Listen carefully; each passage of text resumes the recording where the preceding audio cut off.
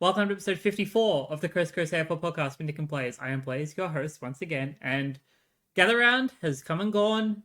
All 18 teams have officially played their games in Adelaide, apart from the ones that have to go over there to verse, Adelaide and Port Adelaide each week. But beyond that, games in South Australia are over and done with. Games at the Adelaide Oval, at Norwood Oval, and two games in the Barossa Valley of all places have officially come and gone, and we're here to dissect every single one of them. So, without further ado, how are you doing, Mr. Sarek? Not too bad, not too bad. It was amazing as a Perthian, not being jealous of being thankful that we're not the hottest area at any given time is a bit of a novelty. But yeah, during the week I volunteered at a sculptures exhibition down the coastline. That was 27 all in the sun, so yeah, that was pretty much hot enough for me, that sort of thing. But yeah, so it was good to do that. And then yeah, as I said, otherwise I had a pretty chill weekend. Missed a few games because of traveling to different things. Cousin's birthday party. I didn't get ice cream cake, unfortunately. My cuz, 4 years old. Oh, sorry, my cousin's kid. Just wanted Cos mud cake instead, and I'm like, yeah, that's fine, but it's a little that's disappointing. not special. As someone who used to make said mud cakes, it's a little disappointing. Let me tell you that. Yeah, I like them enough, but you know what I mean. It's like aim for the stars, kid. But he's a little cutie, so all is forgiven. Also tested my reflexes, had a bit of a penalty shootout with his brother, 6 years old. I took my kicks from a little further out. He dribbled a bit closer. I was having to deal with about 2 meter out thunderbolts, trying not to get my bread basket hammered. Ah, yes. Survived that. And I'm here today to recap what was a big round of football. It really was. It was a huge round of football. And, before we get stuck into the game, like my week itself was not too busy. It was kind of the usual sort of stuff. It was mostly watching a lot of the footy, to be honest. I also got to meet. So my parents adopted a new dog to go alongside my current dog, Loki. Her name is Ebony. She's also a Rottweiler, around the same age as Loki is. It's all up on my socials if you're interested in seeing pictures. They're still adjusting to each other, which is expected. But she's beautiful, and I think once they're both fully settled and comfortable with each other, I think it's going to be a lot of fun having both of them running around at my parents' place. Absolutely. And yeah, other than that, I haven't really done much else other than watch the footy. Yeah. It's been a quiet week otherwise. But we know with Easter coming up this weekend, the next weekend being Anzac, that's which means next week for me, I'm really working 3 days. Feels good. Oh, it's all right. I'm looking forward to that. But that's not what we're here for. We're here to break down the Festival of Footy. And we shall start with the big opening blockbuster between the Adelaide Crows and Geelong at the Adelaide Oval. Yes, and what a good way to start it off. It was very similar to the Adelaide Gold Coast Suns game the week before. Unfortunately, like that match, Adelaide couldn't get a win up against a very ferocious opponent. They fell just short, 15-10, 100 on the dot. 18-11, 119. Hate seeing that number and refer to an Adelaide thing, but I'll get over that. Yeah, and geez, it was a good shootout. Both teams were just waiting for a good intercept to pounce into quick attack, and a total of 149 points were scored from turnover, with an above modest amount of turnovers. So, they were making the most of some opportunities. It's not like it was a high skill error game. It's just both teams were very aggressive in the way that they went about things. As I said, it was a pretty loose game, scarily fairly similar stats to end the night. However, the periods of dominance set the tone as Adelaide feasted in the second quarter, but had a bit too much time spent in Geelong's territory, while the Crows' defence rebounded quite well. It led to a lot of stoppages rather than up the ground chains like they did last week. So, not quite as capitalising from the back half as they did before. But still very good. Like, that's still probably more than most teams got this week. So, as I said, it was just beautiful if you like transition football. Maybe sad if you like a really dour contest, which I sometimes do. But this was a fairly good one. I don't think defense was horrendous. In fact, like as Adelaide's MO is in 2025, a lot of the defensive turnovers from deep players like King, Worrell, and some of the halfbackers like Hinge and Millera, who all had 9 cumulative score launches from the back half, meant that Adelaide again scored over 50 points from the back half, 59 that match. But they just couldn't penetrate the forward 50 like Geelong could. And the big difference really were the 5 goals, which was 3 more than the Crows, that the Cats were able to generate from the centre bounce. So they won by 19. They scored 18 points from the centre more than the Crows.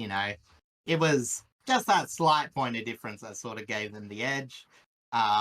Again, last year I sort of knocked Adelaide's midfield a bit. And while they lowered their colours, but they did get beaten a bit in that sort of area. So, it was just another case of another loss for Adelaide, who, despite being very opportunistic in terms of relying on intercepts and converting very well, played a very solid game until they just faded out a bit late, couldn't get those scoring shots. And as I said, Geelong, when you score almost 25 points each quarter, it's pretty hard to beat. And, I think that Geelong will be very happy with that performance, where the Crows, they're just looking for a little bit more to try and nab those sort of wins. We've talked about the Crows and Coast matches back to back, this sort of thing hurts, but it's up against very good opposition. Yeah, that's exactly right. And Geelong, knowing Geelong, they will always have that sort of fight back, regardless of how far down they may look, or how they like, or not well. How they have this knack for having an ability to have a strong comeback, regardless of the deficit. Is what I'm trying to get at. Yeah, honestly, because Adelaide did jump up to the early. What was it? I think there were 30 points up maybe at one time, maybe just 20. Yeah, it was 30. Yeah, it was pretty But decent margin. when you look at the goals, they weren't easy shots. You know what I mean? Like, there were a couple I think that were pretty close to goal, but like Adelaide have been converting true, much like Geelong did to start their year when they got the early bit of dominance before they sort of faltered a tiny bit. So, you know what I mean? It's like, you can't really, you know what I mean? Like, some claims are closer than the margin indicates. And even at that point, they weren't getting beaten. It's just, when it sort of evened out a tiny bit more, not that Adelaide ever really scored that inefficiently, but you know what I mean? Geelong just got a bit more of the ball, a bit more of the control. Yeah. As I said, they were just converting to the way they like to, which is, very much above average. So it was just 2 teams converting very well. And in the end, just the team that was able to create the more opportunities got over the line. Yeah, that's exactly right. Jumping over to our individuals, I'm going to start with pretty much man of the match, Captain Patrick Dangerfield, of all people. He cracked the game wide open in the second half. He kicked 4-1 from 16 disposals, 12 of them effective, equating to 75% efficiency, 8 contested possessions, 3 inside 50s, 3 clearances, 6 score involvements, 4 tackles, with 2 of them being inside 50, being extremely important to turn the tide, 10 pressure acts, and 3 ground ball gets. Connor O'Sullivan, who was the rising star only a couple of weeks ago, Was very important in defense. He finished with 15 touches, 11 of them effective, equating to 73.3% efficiency, 7 intercepts, 4 marks, with 2 of them being intercept marks, 15 pressure acts, 2 1%ers, and 2 spoils. And then Bailey Smith has been very impressive with his running carry through this midfield. He kicked 1 goal from 35 touches, 17 contested possessions, 5 intercepts, 6 inside 50s, 6 clearances, 9 score involvements, 20 pressure acts, 15 ground ball gets, and 643 meters gained. Yeah, and as said, it's one of those things where, Adelaide now, because, last year they had a few people in and out, and they hadn't really quite got that level to where they needed all their stars performing. But in this game, where unfortunately Dawson again had a very subdued game, to be nice, they still look fairly decent in the middle. Clearances were about even. Again, still 2 scores from centre bounce isn't too bad, and they still scored stoppage goals. It was just, as I said, it was just, again, Adelaide probably relying, not overly relying, because that's how their game plan set up, but you know what I mean? Like, Geelong just had, again, as I said, more avenues to go, a bit more rounded. Again, someone like Max Holmes firing full cylinders is a very good distributor and very hard to stop. So, yeah, that's right. you know what I mean? They just had some pretty big people firing. It was a pretty decent contest. Yeah, absolutely. For the Crows, Dusty Fogarty was the leading goal scorer for them. He kicked 4-1 from 15 disposals, 13 of them effective, equating to 86.7% efficiency, 5 contested possessions, 6 marks, with 4 of them being inside 50, 9 score involvements, 5 1%ers, and 4 spoils. And then Matt Crouch, one of their veterans, having returned from injury, was very solid in the middle. He collected 28 disposals, 20 of them effective, equating to 71.4% efficiency, 14 contested possessions, 4 marks, 4 inside 50s, 11 clearances, 4 score involvements, 19 pressure acts, and 6 ground ball gets. Also, apologies to listen. I thought I was reading Matt Crouch when you finished talking about Bailey Smith, and I started talking about him in that last thing. So yeah, no, I realized that. Why I started talking about that, but kind of made sense still. It's fine. Overall,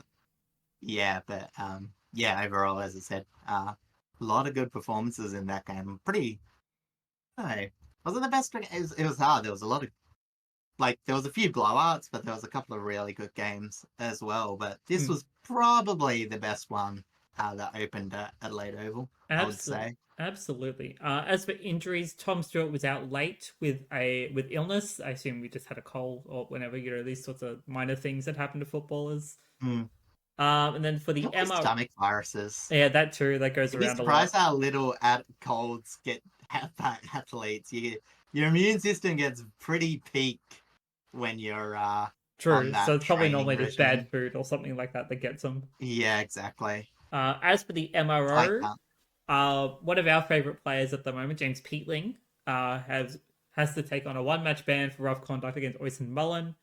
And then Bailey Smith was fined $1,000 for an obscene gesture post-match to someone in the crowd who absolutely deserved it. Yeah, well, I guess the vibes sort of felt like it, unless there was a video that was the specific incident I hadn't seen. There was a video only really focused from his perspective, not necessarily whatever the guy in the crowd was doing. So it didn't look great for Bailey Smith, but from what we could tell and from the interview that he kind of gave afterwards about it, I don't know, I think it was warranted. Probably. With the kind of money that he's on anyway, $1,000 is nothing to him. Oh yeah, Zach Butters is laughing at that fine. That's if the MRO for Sunday's games comes through whilst we're recording this, we will talk about that. Yeah, well, that will come out a bit later. So we'll see. We're on Zach Butters' watch, but before we get to Zach Butters' watch, we've still got a lot of games at the Adelaide Oval to go. Starting on Friday. Shall we move on? Is there anything else you want to say about that game? We can. It was great. We can jump straight over to the Friday night match at the Adelaide Oval once again between Collingwood and Sydney. Yeah, well, this is where I have to eat a bit of crow. I said Collingwood haven't really looked clean this year. I thought that this might be the sort of game where they sort of falter, but they really looked to change that up a bit in a big way against Sydney. Sydney looked like the team choosing to dump on the scrap kick a bit too much. It's partially just due to the fantastic tackling pressure by the Magpies. Whilst the Pies similarly also dominated the Swans aerially, so they couldn't outmark him in the contest or restrict the leads of a hard-running Magpie outfit. You know what I mean? When you're just dump kicking in the air, having good marking threats, intercepting, it just kills teams. And they won quite comfortably, 16-13, 109 to 12-6, 78. And yeah, it was also funny in one of those games, like last game, where the free to nil goals from centre bounce sort of separated these two teams. Obviously, there was a bit more of a margin, but it sort of reflected on how Sydney weren't able to turn hit-out dominance into stoppage dominance, as the inside midfielder was just a pressure fest by both teams. It's just Collingwood by hand were much more able to find ways out of it. Whereas again, Sydney, they were just pressured to take the dump kick a bit too much. Sydney did have decent time of possession, but a lot of that was spent on the wing, struggling to find avenues forwards when they could get uncontested games going. And the Collingwood were very disciplined not to give Sydney an easy way out. Sort of what Sydney did to early teams in the early part of 2024. Yeah, I also mentioned, the speed on the wings. It was also in the forward 50 for Collingwood, where Sydney struggled for pace, as Jamie Elliott, Bo McCreary, and Bobby Hill all gave the Swans back some headaches, as Rampy and Wicks couldn't find a way to really keep, up with the small forwards, and Florent needed to switch back at halftime. He was on the wing, had to go in the back line just to give them some pace, which was hard because they were also getting beaten in the air. The defense needed to stop. It was hard because, the defense needed to get the ball in the air, but even if it was just a spoil, they were getting dominated on the ground, which was the Collingwood's favourite avenue of score. But yeah, as I said, Bobby Hill, five forward ground ball gets in the forward 50, a few others up there. It was just a feast for them. So really, it was probably Collingwood's most impressive win for the year, I reckon. Because the sort of narrative was they were too slow in round 0. And you know what I mean? This is the sort of game that made the knee-jerk critics worry about their ACLs, with how quick they were to judge Collingwood. Because, yeah, they were just running and putting on pressure for the whole game. Yeah, it's very impressive. And the fact that, they've made a point to say that age will not be a massive factor in how they perform is astounding. And granted, they are relying a lot on their younger players, of course. You got both the Dacos boys just for an example. But the fact that Pendles is still performing, Sidebottom is still performing, Jeremy Howe is still performing, Jamie Elliott, although he's not as old as the others, is still performing quite well despite all the injuries he's had over the years. Banged up body, yeah, exactly.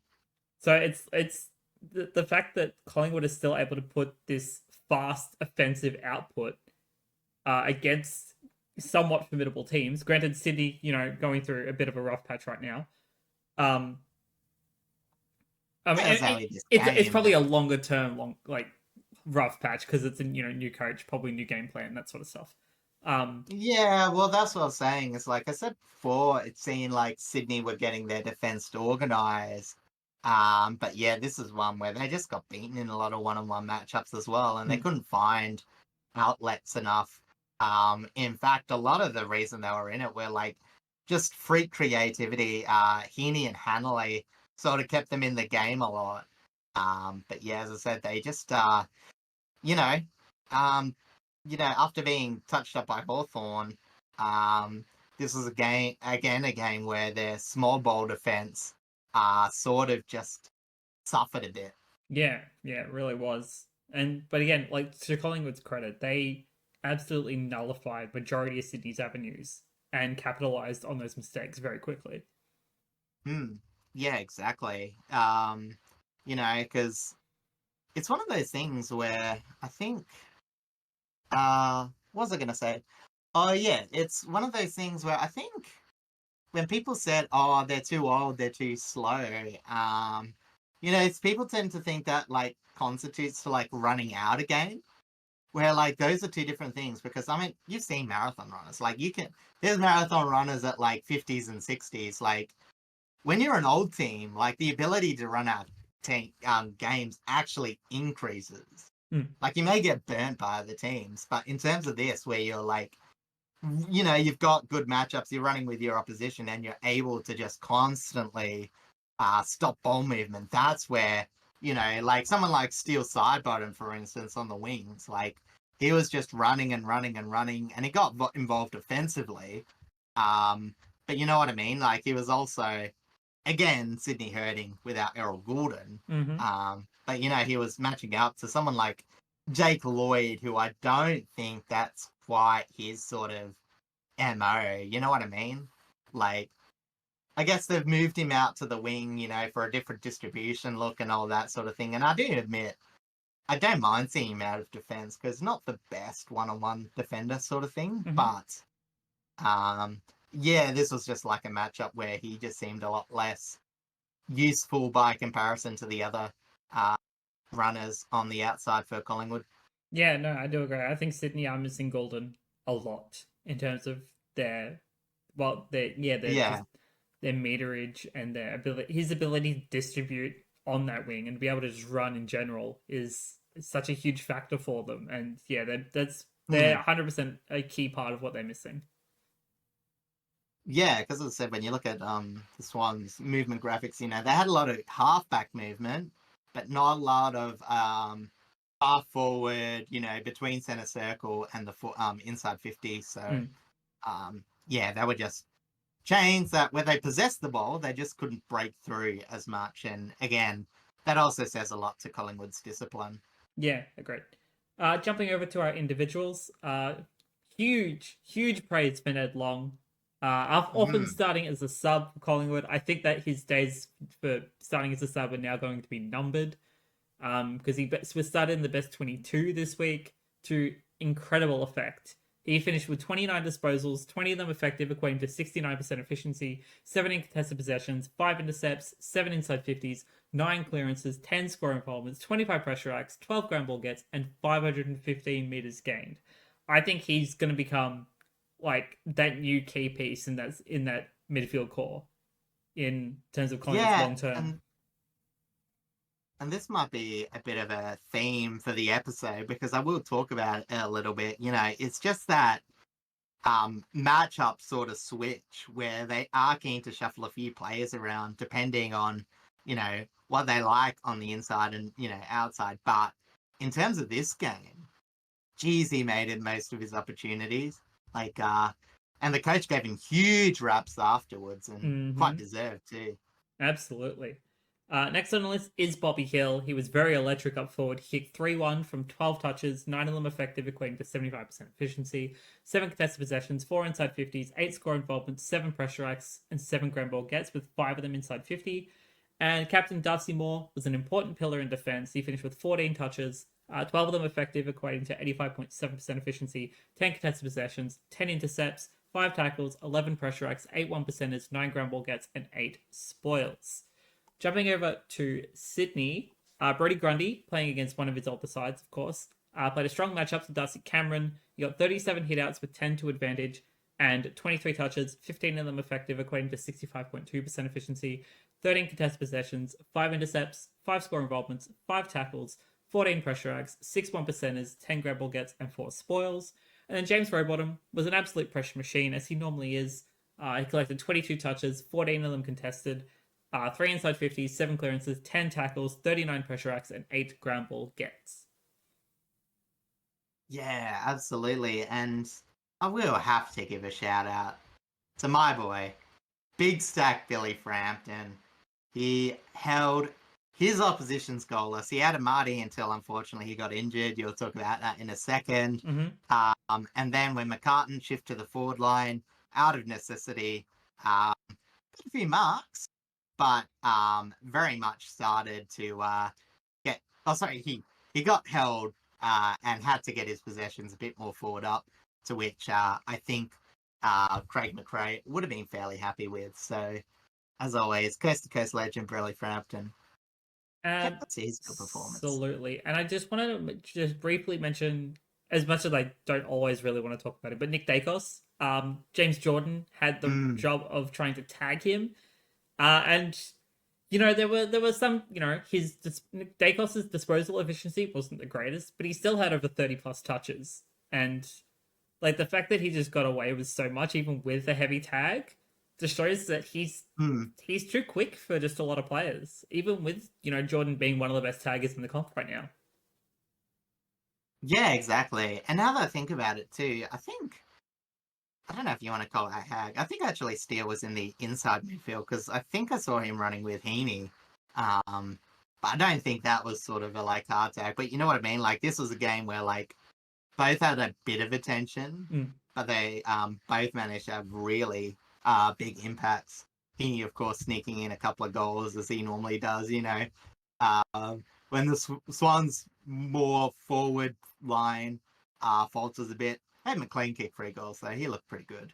But you know what I mean? Like, their normal avenues weren't there, so he just pops up, kicks a couple of goals like he normally does. So, yeah, pretty good game for the big names. Yeah, like Heaney's always going to be that kind of miracle man for the Swans when they need just a little bit of a leg up. And unfortunately, in this case, for them, didn't get the win, but he definitely boosted their morale a little bit with those goals.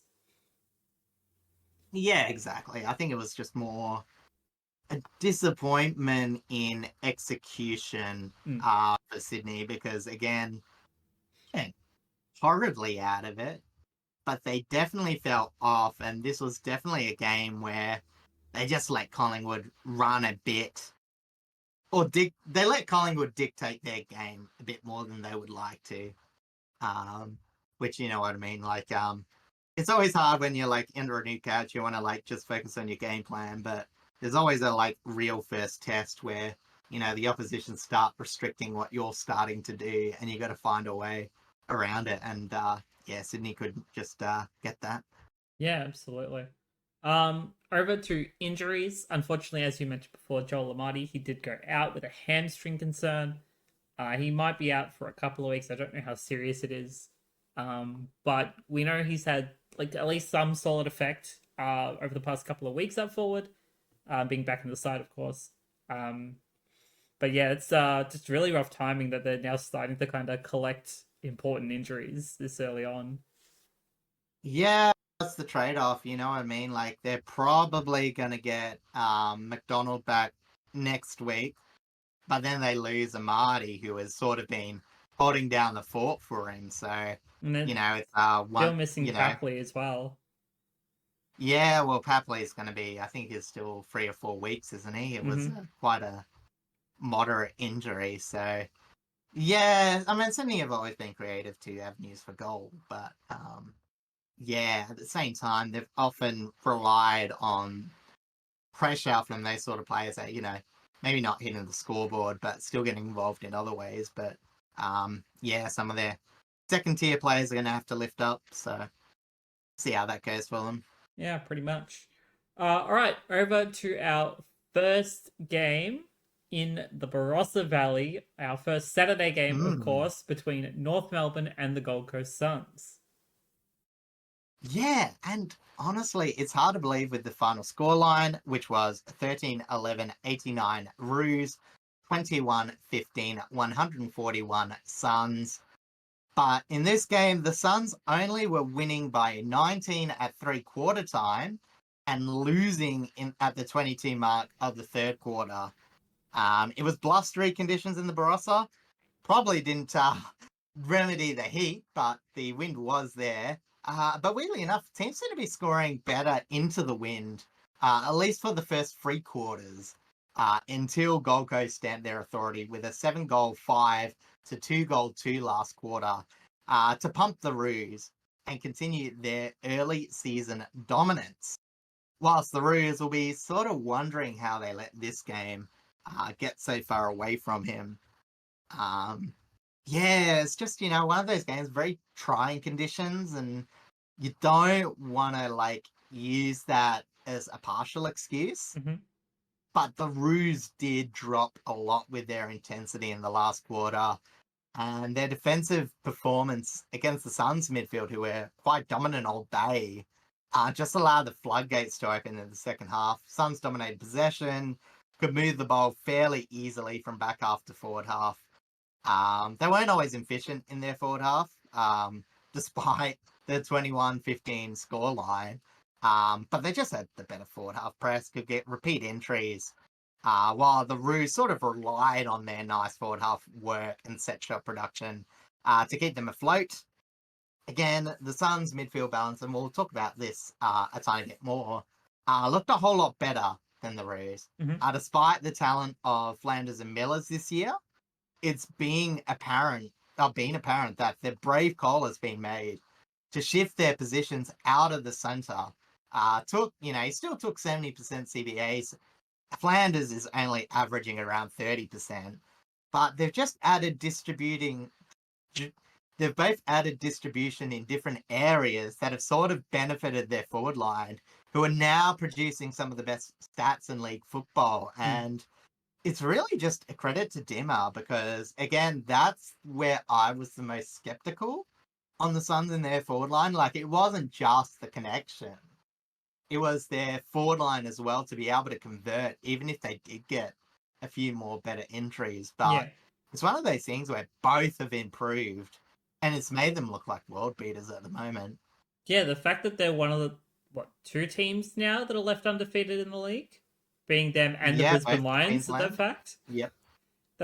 That's crazy. Well, we did kind of expect this. Expect, the reigning premiers to at least be undefeated at this point. Because they are the reigning premiers for a reason.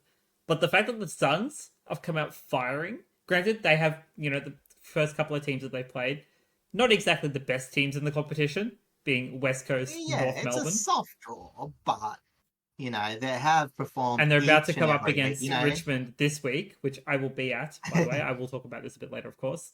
Yes. But yeah, the fact that like it is a soft early season draw, but the fact that they're also still able to show this, like, pretty much to show the entire AFL world the kind of game style that they want to play, and like what they could potentially do up against better teams. Obviously, that will prove the Yeah. major test when they come up to it, and the Q Clash is kind of looking likely to be like that big thing. Yeah. But I'm not they look sure. phenomenal. Yeah. I'm still not sure how I'll go against Brisbane, but you know what I mean? It's like any team that's not on a fairly decent level. And again, against that game against Adelaide, Adelaide were at a very decent level. So, you know what I mean? Like, you've got to back them in from their performance so far. I know things change and it's a long season, but right now, they've just, at least their methodology is very, very good. It's not just relying on a few good players, it is relatively well rounded.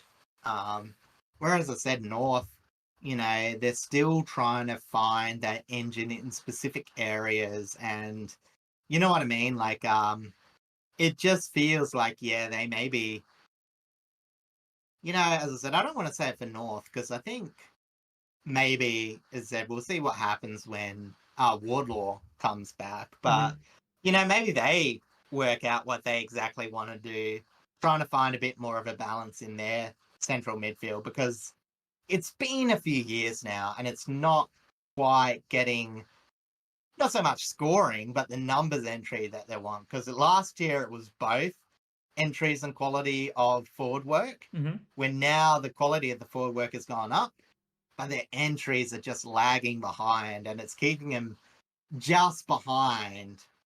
Which, with North's defense, which it is what it Yeah, is. we've gone over that at length at this point. Yeah, well, it's it's just gonna make it hard for them to actually win games. Even though I think there is marked improvement this year. Absolutely, and granted, it's still very much early season, and as you mentioned, George Wardlaw, one of their key components in that core midfield, is still on the sidelines. So and especially for the fact that LDU signed a big 7-year contract extension to stay at North, Yeah. which is huge for them. Now that they know what their core needs to be, it's just about that improvement, being able to support their forward line a lot better, be able to support their back line a lot better, and that'll Hmm. continue to help develop this young team. Because I think what I'd like to see from North is define their hard pressure midfielder, because they got a few players that are like, averaging 4 or 5 tackles. They're providing, even Wardlaw, like, he's a good pressure body, but he's only averaging as much as their leader is in Tom Powell in tackles. So, you know what I mean? Like, I'd like to, like, for Clarkson to say, okay, we've got enough distribution. We really need you to take more of a lockdown role.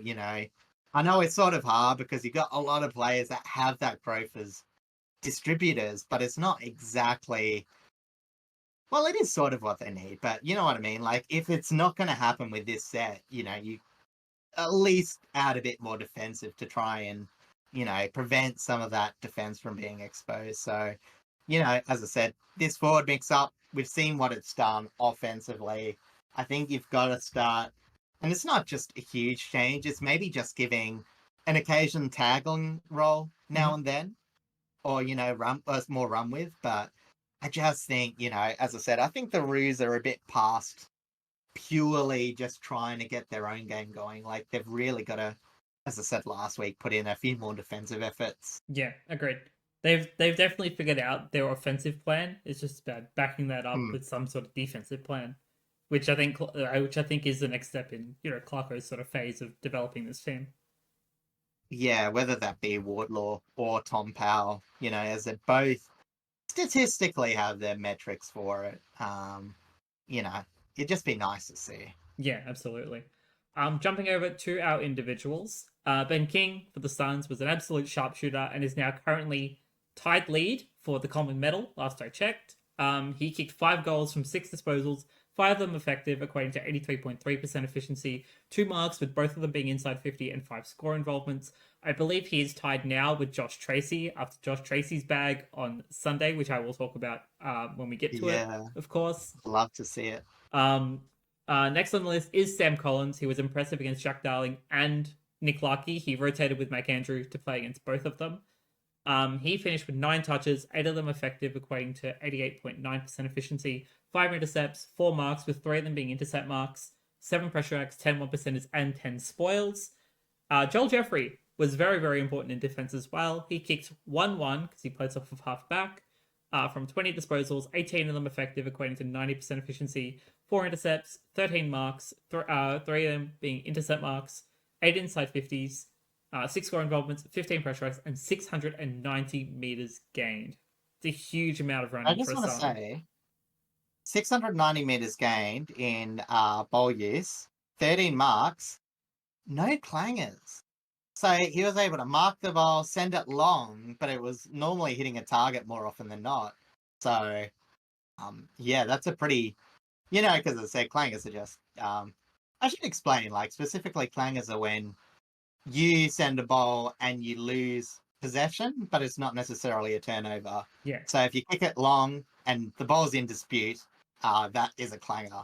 So, yeah, because it's a ball pretty much into open space or into a contest of some kind. Yeah, exactly. Not always bad, but for a halfback, you know what I mean? Like, to not get a clanger is, it just shows the quality of their bowl use.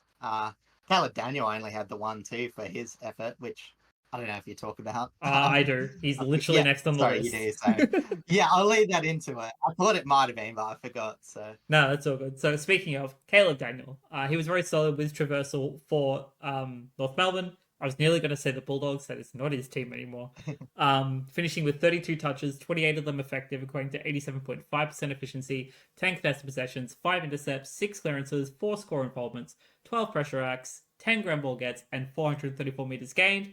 And of course, Tristan Sherry, my All-Australian ruck. He played well against Jared Witts, getting 33 hitouts with 7 to advantage, and 9 touches, 7 contested possessions, 4 clearances, 6 tackles, 15 pressure acts, 4 1%ers, and 4 spoils. Yeah, and I think the best thing about Cherry now is that he's pretty set with Jack Darling. You know what I mean? He just gets, I think he just gets a bit more support now, and you know what I mean? It's yeah, well, it's sort of hard because I don't think their midfield like they haven't. I don't think they've had that much of an improvement in the midfield sort of stats, but you know what I mean? Like I feel like last year they weren't converting all that much from stoppages, especially, you know, particularly forward half stoppages. But Mm-hmm. the work that Darling does also provides a bit there. So, Yeah, um, absolutely. you know, just a And good tandem to and the make fact sure that that they. other players as well, like Paul Curtis, have stepped up, and like all of Oh, yeah. the other young forwards as well. As like I think that leadership that Jack Darling has brought to that forward line has like boosted their morale individually as well as just a whole sort of team Mm. thing. Yeah, because they're not getting that much more entries. Like, even in this match, they only had 47 inside 50s. Compare that to the 65 for the Gold Coast. Um, so again, they're converting very well from very little. It's just, you know, as I said, it's one thing where they're like sort of in between like a West Coast and a I don't know, he would be a flag. Or maybe in Adelaide. Let's go Adelaide. Adelaide or St Kilda, Where I guess, would Adelaide, be kind of like the middle point right now. well, St Kilda's a bit different because, you know, as I said, they're sort of it's a bit new their forward thing, but you're probably right. Um, But yeah, I said Adelaide, you know, I guess is that like that pinnacle of like young teams where they're like really, really converting from a lot of entries. Mm. Whereas West Coast again are unfortunately on the bottom side. So it feels like they're sort of halfway there. Yeah, and again, like as you mentioned, like it's what 24 scoring shots out of what 45 inside 50s, give or take. Like Yeah, so about that's a 50%. yeah, it's about 50%. That's not bad at all. Like it's just about getting more into their inside 50s and getting more opportunities as well to try and Yeah, convert. because they were pretty low last year. You know, as I said, they were better than the amount of entries they were getting, but it was still wasn't great conversion. Mm. But you know what? As I said, it feels like their forward line's playing a lot more freer, and you know, you even see that with the big names like Sivlaki. You know what I mean? I don't know if he kicked all that many game. Did he? I think I he only kicked a kicked like couple. Yeah. like 2-1 or something like that this week. But And you know what I mean? Like he wasn't needing to be as involved yes, um to get it because yeah, he didn't take that many marks inside 50s, but other players were sort of picking up that, you know, it wasn't just kick it to Larky and hope. So it just improves efficiency when you're not always relying on that one target. yeah, exactly right. Last but not least, for bits of information for the MRO, Joel Jeffrey was fined $2,000 for striking Paul Curtis. That's nothing more else to that. Like it was just kind of I think it was a hit on the chest, but like it was very intentional. So Yeah, a bit of a hard pick on the solar plexus gets you a bit, you know, what you call a heart stopper, maybe. takes the wind out of your sails, that sort of thing. Yeah, exactly, exactly. All right, time for game of the round. The Spoon Game Bowl, of as the it round. was between Carlton and the West Yes, Coast Eagles at the Adelaide Oval. yes, I called it a spin ball. I said it was held in the Coliseum, as unfortunately the Eaglets got fed to the Lions, or at least that's how Carlton made them look, as they notched their first win of the season. They had a very big day out. It was 17-19, 121 to 6-14-50. And yeah, as I said, it was despite the supposed closeness on the ladder, this sort of emphasized where there may be a bit of a gap forming as the 1,300 meter ish loss of territory compared to Carlton puts the Eagles' season average to conceding over 1,000 meters gained compared to their opponents, um, which again puts them in pretty much. It's pretty much what do you call it? Expansion team era stats Hmm. in terms of that. Like, you know, when the Suns were coming in, they were about averaging 1,400. But most bad teams, it's more like 700, maybe 600 if it's terrible. Mm-hmm. So it's not looking good. And again, unfortunately, they're in the sad tier with North and Richmond in terms of inside 50 production being fairly solidly in the bottom three. I think they're above Richmond but below North in inside 50s per match. I can't quite remember the order. I can't give you a Um, confirmation on Um, anyway, Carlton got to convert clearance to score this game. It's what we've been talking about. Their midfields, they get a lot of clearances. They couldn't really get it into score. It was only a modest, nice number, 6.9 from stoppages and 6 scores from centre bounce, albeit 1 goal 5. that. Mm-hmm. So conversion's still an issue, but they're getting the numbers that you would sort of expect from the midfield dominance. And as you can imagine, Walsh, Hewitt, de Koning feasted, while Cripps sort of just picked off the carcass at the end, as his last half was pretty huge, as they faced a top 3 centre bounce attendance of Paul, Hutchinson, and Gross. With Graham, weirdly, I'll say, taken out of the centre bounce this week. So I left Baker with it left Baker being the only player with experience attending centre bounces, which is like I was all for dropping Tim Kelly and all that, but it did feed them to the wolves a bit. Like, I just don't know how especially when it's such big bodies in Carlton in the mix, Yeah. it sort of didn't really set them up for that much. And I mean, I didn't even bother writing down the clearance numbers, but it was pretty bad. 40 clearances to 18, which is pretty low. Talking about low, they also had a bit of a worst of stat as well, only recording 77 contested possessions, which is the lowest in recorded history. So contested possessions, I don't think were always measured until I think the 2000s odd, but 77. It's pretty putrid. They got absolutely smashed in the ground ball, which is where you tend to get most of your things, contested possession. So it was 83 to 55. So yeah, exactly. So, and if you do basic maths, 55 taken from 77, that's only 22 instances of winning the ball that wasn't just a ground ball get. So they didn't outmark or whatever their opponents. Outmarked contestedly 14 to 3, 136 marks to 87. This was just a Carlton team that sort of went unopposed, and I really hate to just gloss over their performance, being the only win of the season. But there really isn't much to say about it. It's really just one of those games where it was just how bad the Eagles are, unfortunately. Yeah. Yeah, it's not a good look. Like, granted, you're up against also another winless team, but we all know that Carlton is much better than they look. Well, at least in terms of their output the first couple of weeks, we know that they can be a lot better, especially compared to West Coast. Obvious problems, and I think the difference between West Coast and Carlton is just theirs is solely focused on one line, which is the forward line. Yeah. Which arguably still struggled. You know what I mean? Like, they didn't convert overly that well. It was just an obscene amount of entries and uncontested possession.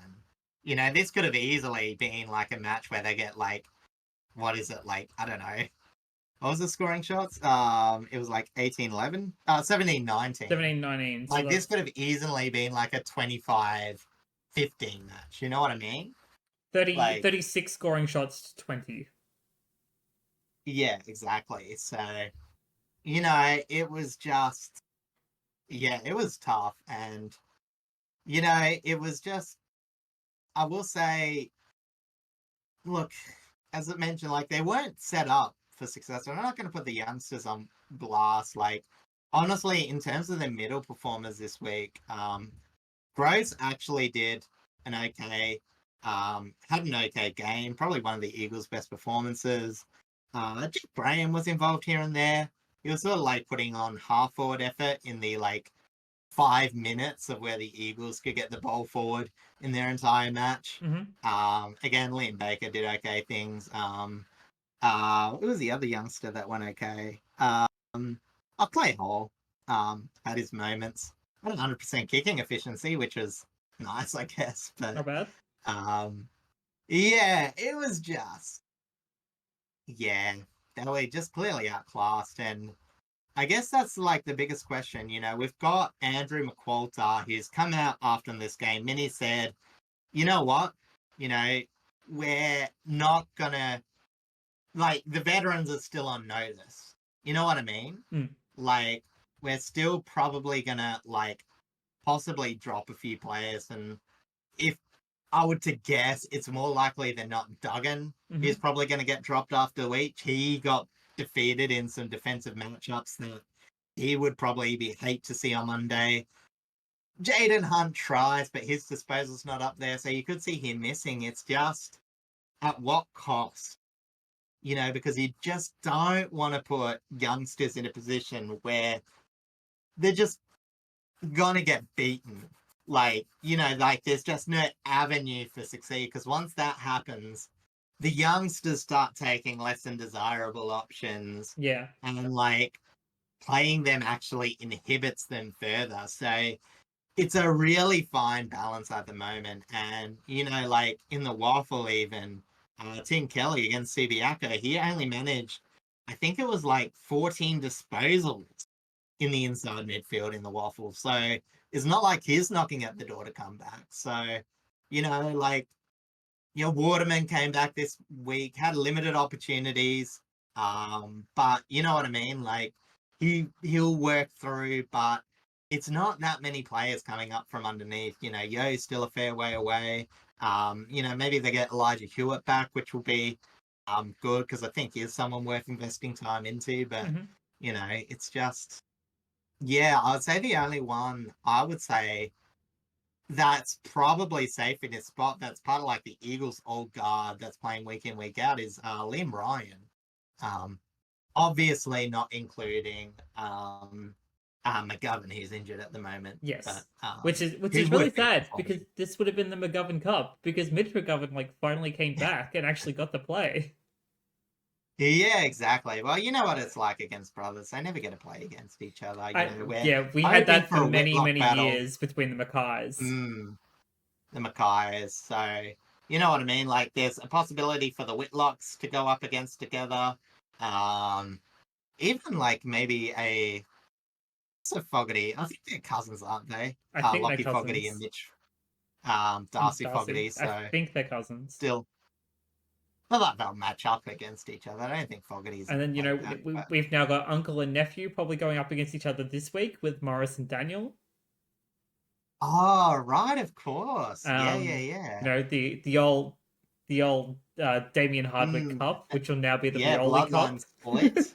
Yeah, exactly. So there's a ton of interesting kind of family dynamics throughout the AFL that do genuinely make games more interesting. For the fact that we've still got Sam de Koning and Tom de Koning constantly going up against each other. And for Carlton as well, both the Camporellis, they have both of them. Neither of them have still played together yet. And then obviously we got Dagos boys, and stuff like that. Yeah, so yeah, a bit lightheartedness to end this little segment, because I think I'm done crapping on the Eagles. Yeah, I will say the only other thing, AFL media kind of digs into them enough. We don't need to add on to that. Yeah, I will say what I do want to see, and we sort of saw Waterman a bit, but he didn't push up all that high, is I think they might need to decide whether to push Oscar Allen or Jake Waterman up.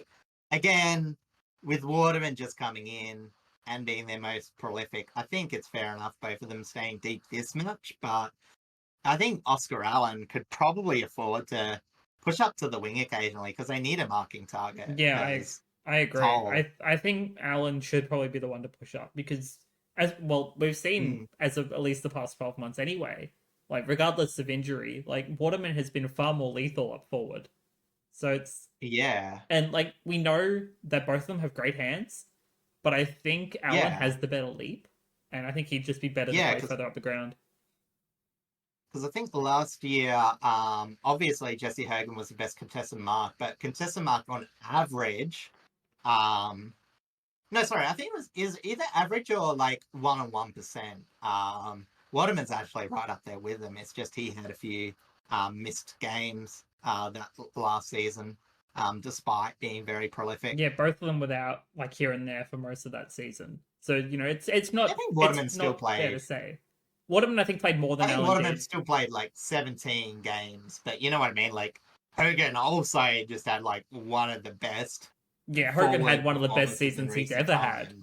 times. Yeah. Well, as I said, as a pure key forward, I would say it's the best since we've seen since. I don't know. Is the first name best since we've seen Buddy Franklin? I don't know. Maybe that's a call, but that's last year's topic. We'll, you know, we'll go on to this year's individual performers, and yeah, as I said, we'll start with a man not many people have thought about, but is looking to improve the small forward blues for the Blues. Absolutely. Corey Durden, that is.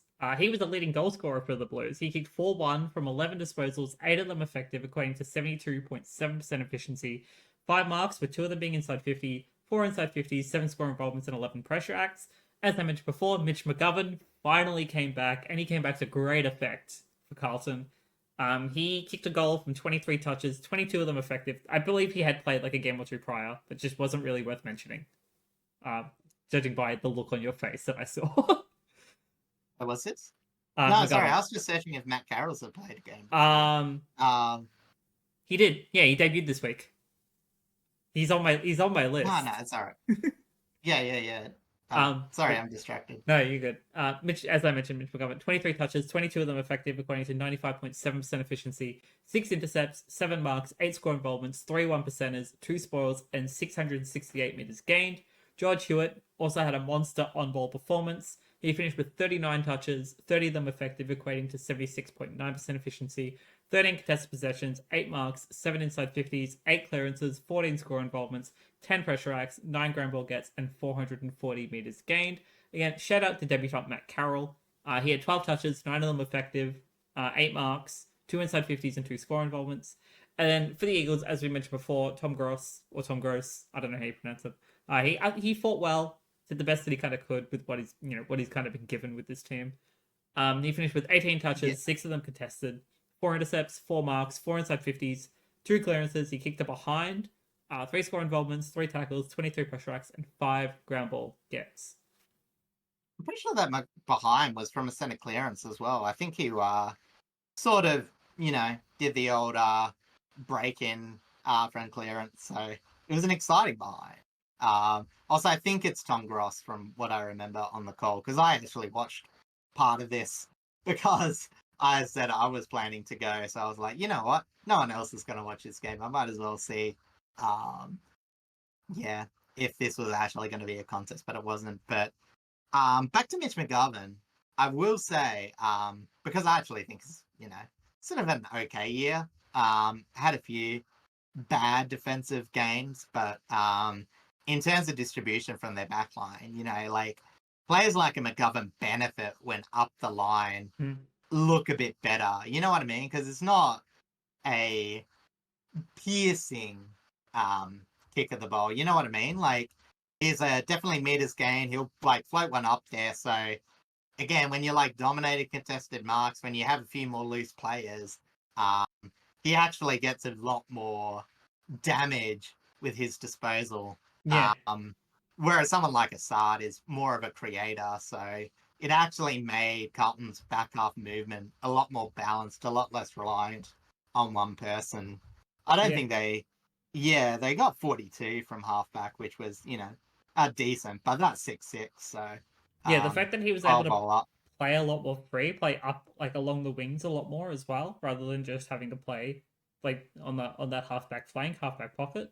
Like that's what you want to see, like off your halfbacks. You want to be able to let them play a lot more freely and a lot more creatively with their ball usage. Yeah, and you know what I mean? Like, it's a bit weird because, Waterman took so many marks, and I think they sort of had a floating sort of thing. But I think without that damage coming, I don't think it was, I think they had a fair amount of control. But I guess that just goes back to the Eagles, where they almost seem like they could be half decent if they did have forward entries. Because again, it was like this game they didn't actually convert all that well, but considering how many entries they had, like it was very slim picking the sort of shots they were able to conjure. But in terms of other matches and in terms of even some of the effort, like Liam Ryan was really trying his heart out as well. But you know what I mean? Like he has to come up now, and you know what I mean? It's like, yeah, it's just the Eagles forwards, who are probably some of their better players, are working so much hard to get less damaging disposals. So, you know, it's just hard. Yeah, there's only so much that they can really do with like the kind of tools that they're working with, and it's not great. Like especially like mix of it is injuries, but also the fact that they're just not a great team right now. Like McQualter has a lot he has to work through over the next, let's say, 2 years to try and figure out what this team wants to be and where they need to go. I think it's just working out again that recipe for moderate success. You know what I mean? And like we'll talk about it a bit later. Like Richmond, although they're getting beaten, like systematically, they don't look terrible. No, like and when you I can talked see about what this, they're trying to do. and I mentioned this at length, like last year, despite all of our injuries, we were able to still run and keep up with a bunch of teams. We just couldn't run out games. Part of that's due to injury. Part of that was just due to our system. Yeah, And having so many young players. Similar situation going on this year, although with less injuries, which is great. So it's just working through that process. because I saw a little graphic again. Credit to Du Bois. As in that too, I got the graphic from, and it showed movement after a back half turnover.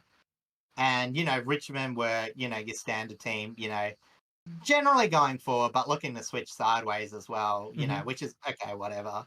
But the Eagles, they're just so stagnant. Like, they don't know what to do, even with their possessions and turnovers. And what I said is like, they have people on halfback that sort of don't know what to do because there's just not enough bodies and contest up the line. So, yeah, it's a bit of a system for the Eagles, and that's going to take a bit, I think. Yeah, agreed. Going back to the game itself, on the injury front, there was sadly 3 to Carlton. Harry Mackay suffered a concussion in a nasty collision. It was not great for him, so he'll be out for 10 days. So he'll miss this week's match. Yeah. I'm not sure if he'll miss the week after, but we'll take a look at that later. Yeah, they don't play Thursday, so I think he's all right. All right, cool. Brody Kemp had an injury to his lower leg. I don't know if it's left or right. As far as I'm aware, it's not too bad, but he's going to be out for a couple of weeks. And then Blake Acres had an illness and was a late change at just before bounce. Which honestly, like granted, yes. Despite the big win, they kind of missed him a little bit, I feel like. Yeah, well, honestly, I think this is sort of a game that Blake Acres can enjoy again. Like, he likes that big marking on the wing. Sometimes he can get outpaced, but he's a very good marking option, so I think he would have enjoyed it. But I was just sucking in for the next line that's about to come out of your mouth, Blazy, because... yes. The MRO report was out. There's too much gathering. There is. Around the boys in yellow. There is. Liam Baker was fined $1,000 for once again, because it happens every single week, contact with an umpire. I'm still waiting for the moment that happened on Sunday from Jaden Short. We'll get to that hopefully when the MRO drops. I don't know. It hasn't dropped as of yet, but I will mention that when it does. For the other ones, Tom Gross was fined $1,000 for striking Jesse Motlop, and upon that strike, Tom Gross and Jesse Motlop were both fined $1,000 for engaging in a melee with each other. Yeah, 2 youngsters going at it, and it's like, and this is like one of the 2 incidents that happened. It's like a lot of the youngsters, at least for the Eagles, I think they've got a bit of chip on their shoulder because, I said some of the efforts aren't that bad. Like, the system isn't there, but, you know what I mean? Like, John Gross, is giving it. It's not just Harley. Ian Brady Hoff, after the game, said how, he's really finding it hard, dealing with these losses, and, how he's like, he's, despite being all out of it, like, he's still trying, the best internally to get their next win. Yeah, It's just a shame to loss see that upon it's loss not. upon loss is just really demoralizing for such young players, and Yeah, that's what can not necessarily convinces them, but it kind of drives them to maybe look for other opportunities either at other mm, teams if other teams are willing to like bring them in, or just give up an AFL career entirely because you don't want to be in this situation for multiple I years in wouldn't a say give row. up, but you know what I mean? It's when, like, performance can compile to the negatives, you know what I mean? Yeah. Like, even in Tim Kelly's situation, like, clearly it's not just ability there. Like, there's something going on. Like, I don't want to say internally, it's like, I don't want to armchair diagnose anyone, but you know what I mean? Like, Kelly is very suited for a certain style of play. It's sort of like Andrew Gaff. Mm. You know what I mean? Like, he likes distribution to him so he can distribute. And when it's not happening for him, he signed on, it didn't exactly work for him. Now he's getting all this, attention. As I said, like, it can be hard, because it's like, well, I was sort of recruited to play this style of way, and now I have to switch up, and I don't know if I'm going to be able to do that. Yeah, that too. Again, I don't want to like talk into, him, but you know what I mean? Like, that's where you can get this surprise lacking even at the twos level. And, he's playing well under what he's capable of. Mm. So it's just about stopping that bleeding. And yeah, it just hasn't quite happened yet for West Coast. Yeah, it still might be a while until that eventually stops and they're able to heal the wounds and move forward. However, Yeah. it is time for us to move on to our next Saturday match. Over at Norwood About Oval. stopping the bleeding. Uh, Yeah. I mean, I don't know. Oh, I sorry. don't think Yeah. it was. I don't think the bleeding was that bad this week. But it's our first game at Norwood Oval for Gather Round, and it's the Western Bulldogs and the reigning premiers, the Brisbane Lions. Well, probably not coming. Or was it? I can't even remember. I need to get that. But the Lions came back from a fair margin. They're playing like the 2024 Swans again, where they come out very slow and then come back in full force. The Dogs were 41 points up 3 minutes into the third quarter, only had a 6 point lead to end it. And from there, it was all Lions as the Bulldogs scored 14-13-97 to the sharpshooting Lions 18-10, 118. As in the first half, the Lions sort of struggled to transition the ball. I didn't watch this match, so I'm actually going a lot off the stats that I sort of saw afterwards. So take this with, a grain of salt or whatever. But especially in the second quarter, they really were dominated by the Bulldogs, who got their front half press going.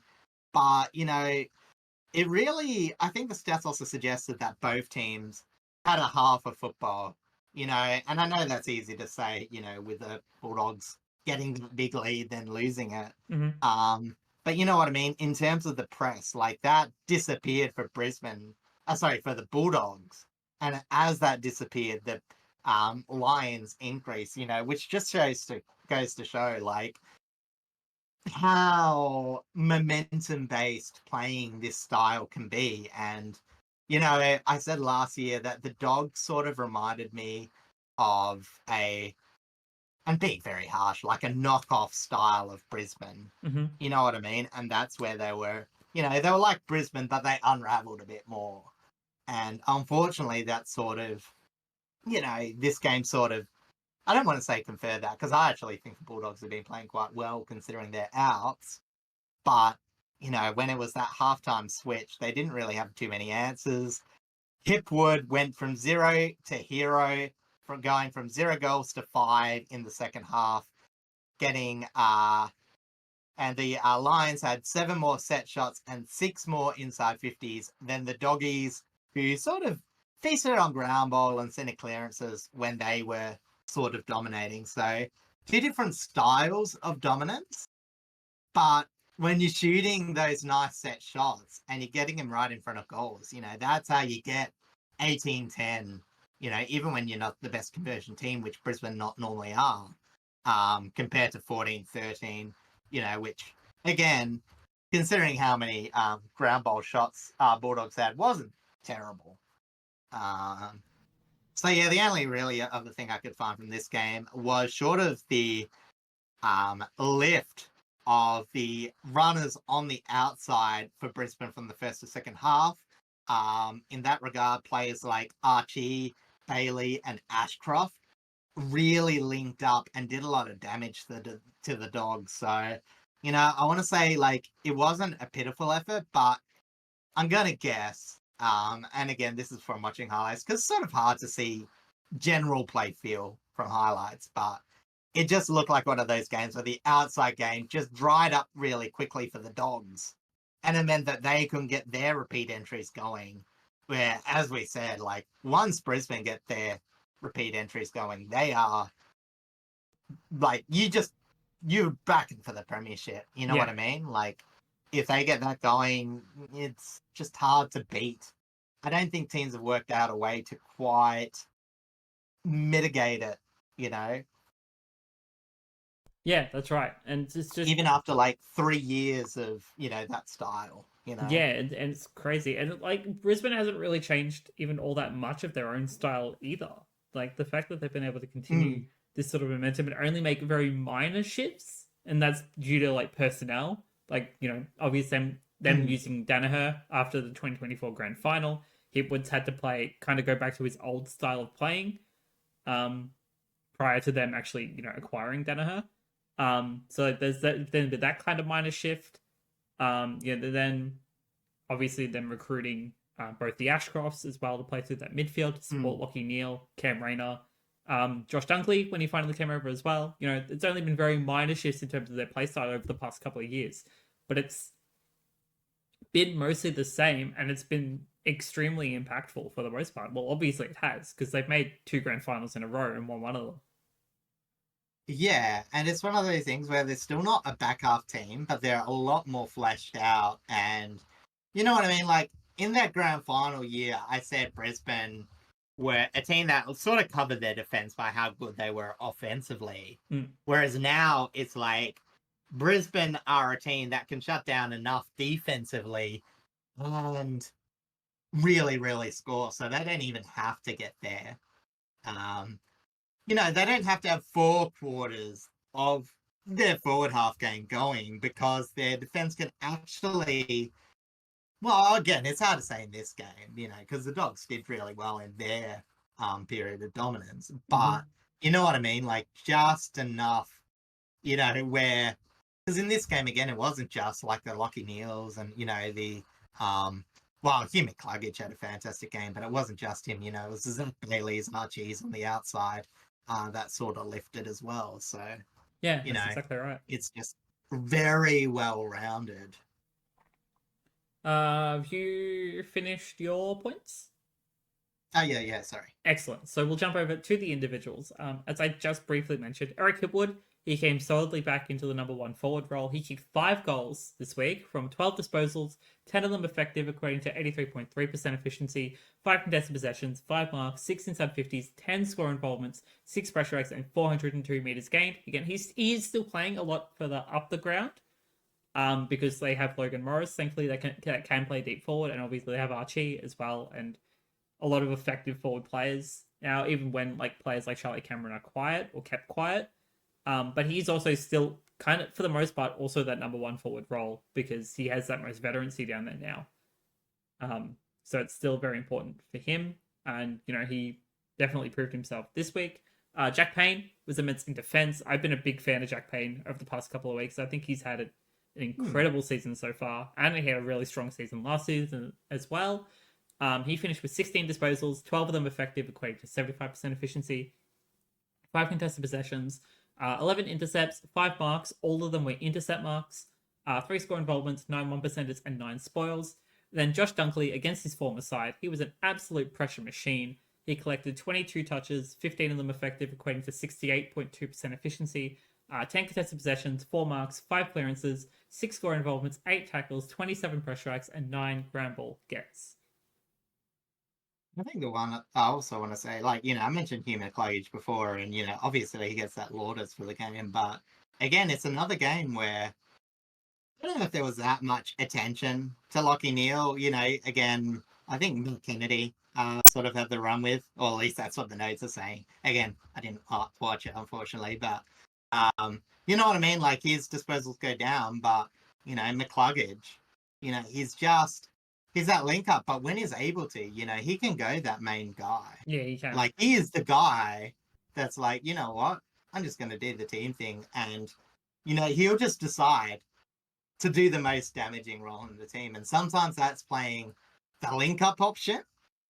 And then you remember how good he is when he goes main focus. Yeah, and it's like, it's when you look at their midfield and a mix of their halfbacks. So this is Dunkley, McCluggage, Neil, Ashcroft, Rayner, Zorko. Who do you primarily shut down and who do you let free? Because that's a hard core to stop. Yeah, because Rayner can do a lot with very little. Again, only a few disposals, but 2 goals, 1.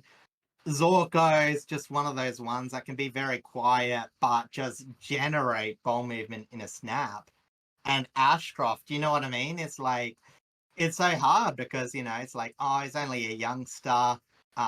You know what I mean? They've got other threats, but, he'll always, like, he didn't score a goal this game, but he's very good at getting involved in a few scoring or score involvements. He gets enough clearances a game to rival some of the clearance winners, and he's a very good user of the ball. So, it's just, it's by far the best midfield in the competition. Like, I would say there's a gap between the Lions and others.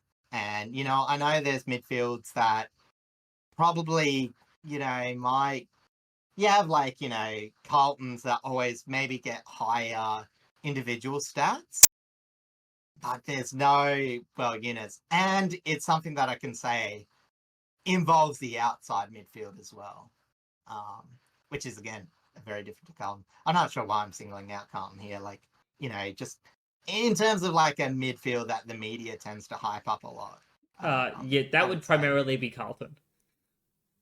Yeah, Western Bulldogs, if they had all their players back, you know what I mean, would be like that sort of thing too. And again, at full force, they might be, but again, with Traore and Bontempelli out, they've just been a really decent midfield at the start of this year.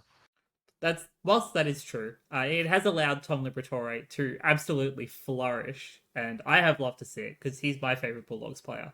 So he was so important in the midfield once again. He finished with 22 disposals, 16 of them effective, equating to 66.7% efficiency, 14 contested possessions, 3 inside 50s, 9 clearances, 8 score involvements, 5 tackles, 28 pressure strikes, and 9 ground ball gets. And then Buka Kamas, I thought he was very, very important in defense this week. He collected 12 touches, 9 of them effective, equating to 75% efficiency, 6 contested possessions, 6 intercepts, 4 marks, with 2 of them being intercept marks, 10 1%ers, 5 ground ball gets, and 9 spoils. And then a brief shout out to debutant Cooper Hines for the Bulldogs. I think he was subbed in the 4th quarter, but he had 3 touches, 9 pressure strikes, and 3 ground ball gets at the end of the day. Yeah, and as I said, I think that's sort of just I think he was subbed in earlier than that, but he just wasn't used all that much because Harms went off pretty early. Might have been like might have been halftime, like somewhere in the 3rd quarter, something like that. I can't remember. But he was lowest time on ground, sort of thing. So, yeah. Yes, that is right. Speaking of James Harms, he did go off with a foot injury. His only injury in this match. I don't know if it's like a massive concern, but it's really rough for him because he did only just come back from a previous injury as well. So it's very, very rough for the old Bulldog. And again, we talk about the wings trying up. That was a player that I've been critical in the past of, but they would have loved to have the option of providing a bit of variety there. So yeah, especially when he played really well last week. Like, so that's really rough for them to get him back, have a great game, and then immediately lose him the week after. Yeah, it definitely feels like the Bulldogs are a team that should be better than their record, but you can definitely see why they've only won, what is it, a couple of matches? Yeah, Yeah, I think so. they're like I think they're like 3-2 or 2-3, something like that right now. Yeah, T3. There we go. Um, speaking of a team that it's not doing so hot right now versus another team who's only doing a little bit better. We're going over to Adelaide Oval for the I guess I don't know if it's really a Saturday evening twilight blockbuster because it wasn't a great game by any stretch of the imagination. But we're looking at Yeah, Melbourne and Essendon. this was Victorian scheduling at its best. Essendon, again, dropped off last year, but we're in and around. Everyone's like, oh, Melbourne will come back. And yeah, you got a sort of this bluster block, as, I like to call it. But credit to Essendon, and I said, and then there was two, Melbourne 0-5, only scoring 8-9, 57 this game, while Essendon notched their second win 15-6, 96. And yeah, Melbourne arguably had one good quarter, but it wasn't nearly enough. Really horrid disposal usage, especially compared to Essendon, who were able to get some nice handball chains going. But yeah, in a lot of Essendon's matches last year, I sort of said they Bruce Force their way of winning. Like they were a weight of numbers half forward attack, and while they weren't a press, so to speak, that's how they did get it. But they adjusted in this game. They were able to let Melbourne do a lot of their attacking for them, as they just bounced very quickly off turnover, got the ball inside 50. And from there, again, they made use of stoppages and handball chains to get involved in a lot of scoring chain. Yes. It also helped that the Dons found a lot of sources to goal, a lot of players with, maybe a few low possessions, at least kick score, and their defense sort of held, apart from like a tiny third quarter lapse due to a few defensive shufflings. They had to move Petty forward. Melbourne, had to move Petty forward. And, they snuck a few goals. It was creative enough, but it really just felt like a blip on the radar in terms of this match because they just looked absolutely out of it. The fact that Essendon looked like a more mature and composed team, and when you look at their age profile, had every right to be as scrappy as Melbourne were. Speaks volume to A, where Melbourne are, and B, why you got to give the Dons some credit. Because again, I don't think they'll be world beaters. I don't think that they're going to get that many wins. Probably not even. I'll probably be around the bottom four.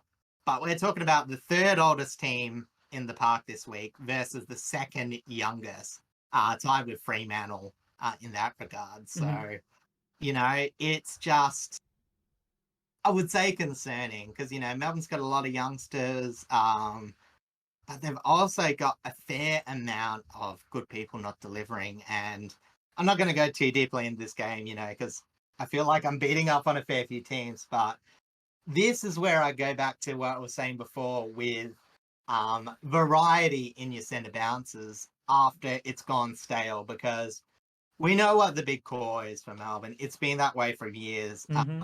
Max Gawn, he's fighting okay, a bit down this year. It's not quite his All Australian year of last year. Controversial, I know, but you know what I mean. But he's going to stay there. But it's the Viney, Petrarca, Oliver matchup that's not producing at the moment. Again, I think they're just going to have to be brave and shuffle where they've been very vanilla because, they've had a lot of turnovers. They're one of the worst disposal leagues in the teams in the competition, and a lot of that comes from their midfield. And I think Jack Viney is the one you're going to move. I don't want to beat him up because, it's only 5 games and players go through phases. But right now, as of writing this, and I think it's still true, or it's not going to be that much off, he is 3rd in the year for average clangers, and I think it was 7th in the year for turnovers.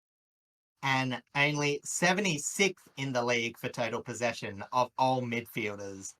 And at 5.6 clangers per game, over a quarter of his possessions are clangers. And just under that is turnovers. Yeah. So he's not using the ball too well. Oliver's not that great at it. Petrarca, again, he's been shifted forward at times, but I really don't know if that's benefiting it. Because again, Petrarca up forward, he gets a goal every now and then, but it's not like the Demons are suddenly turning around and kicking scores of 80 with him there. Like, that's not really... I don't think that's going to change too much. Their issue isn't their forward conversion. It's getting it up forward. I mean, it is their I mean, issues. yeah, they have many issues. Their issues. Yeah, but it's not their core. It's not their biggest issue. Their biggest issue is this midfield core being a big problem right now, and the fact that they can't even get the ball up forward half the time.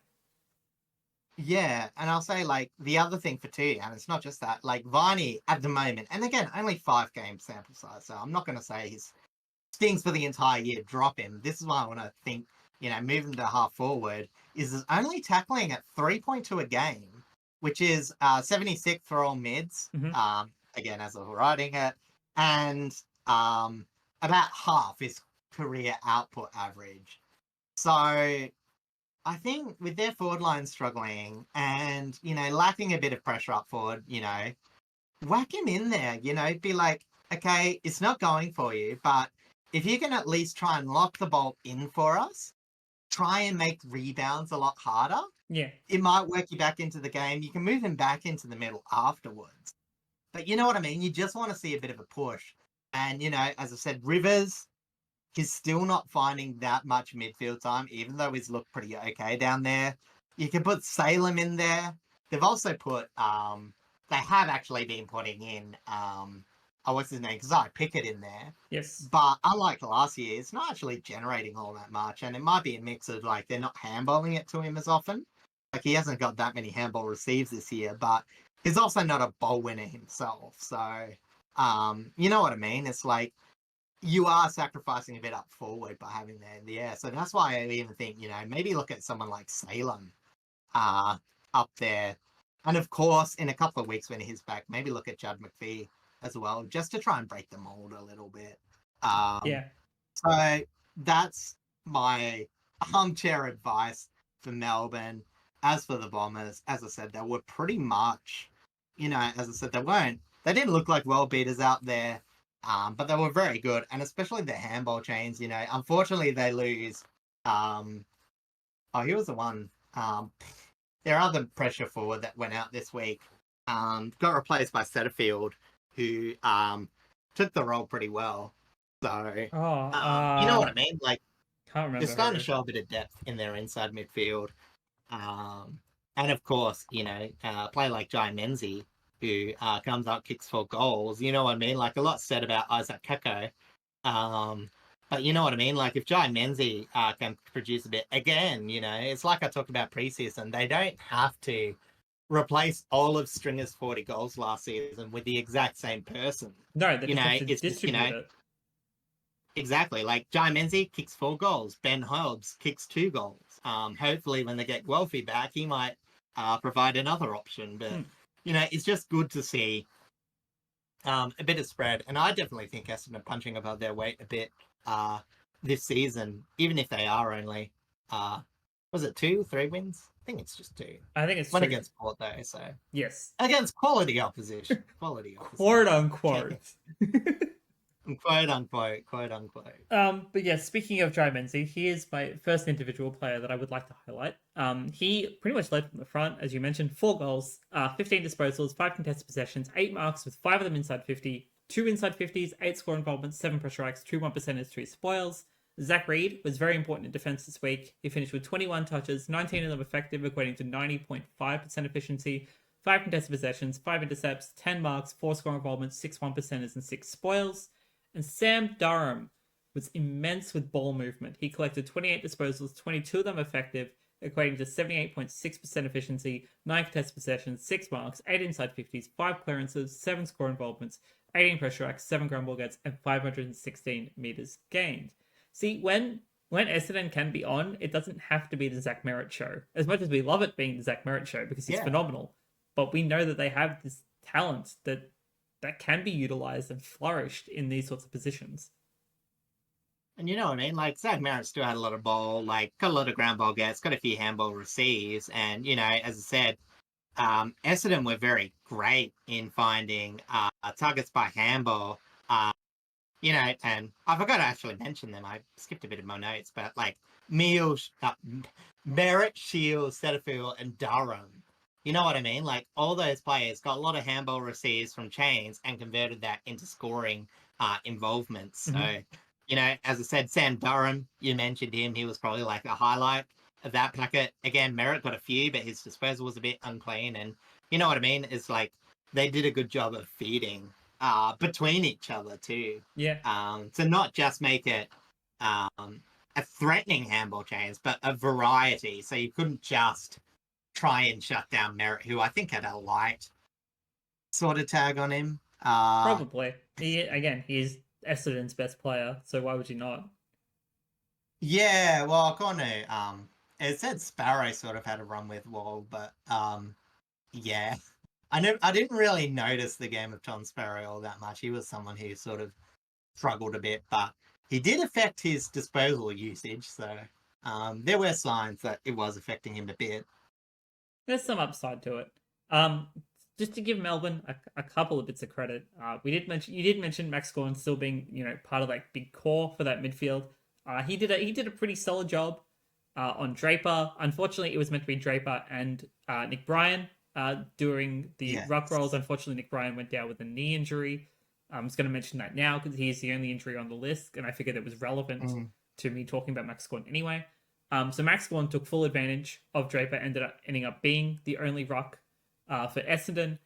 So Gawn got 49 hitouts, with 11 of them to advantage, and 22 disposals, 15 of them effective, equating to 68.2% efficiency, 17 contested possessions, 4 marks, with 3 of them being intercept marks, 3 inside 50s, 8 clearances, 6 score involvements, 8 1%ers, and 8 spoils. And then Ed Langdon, he did a really solid job on intercept possessions.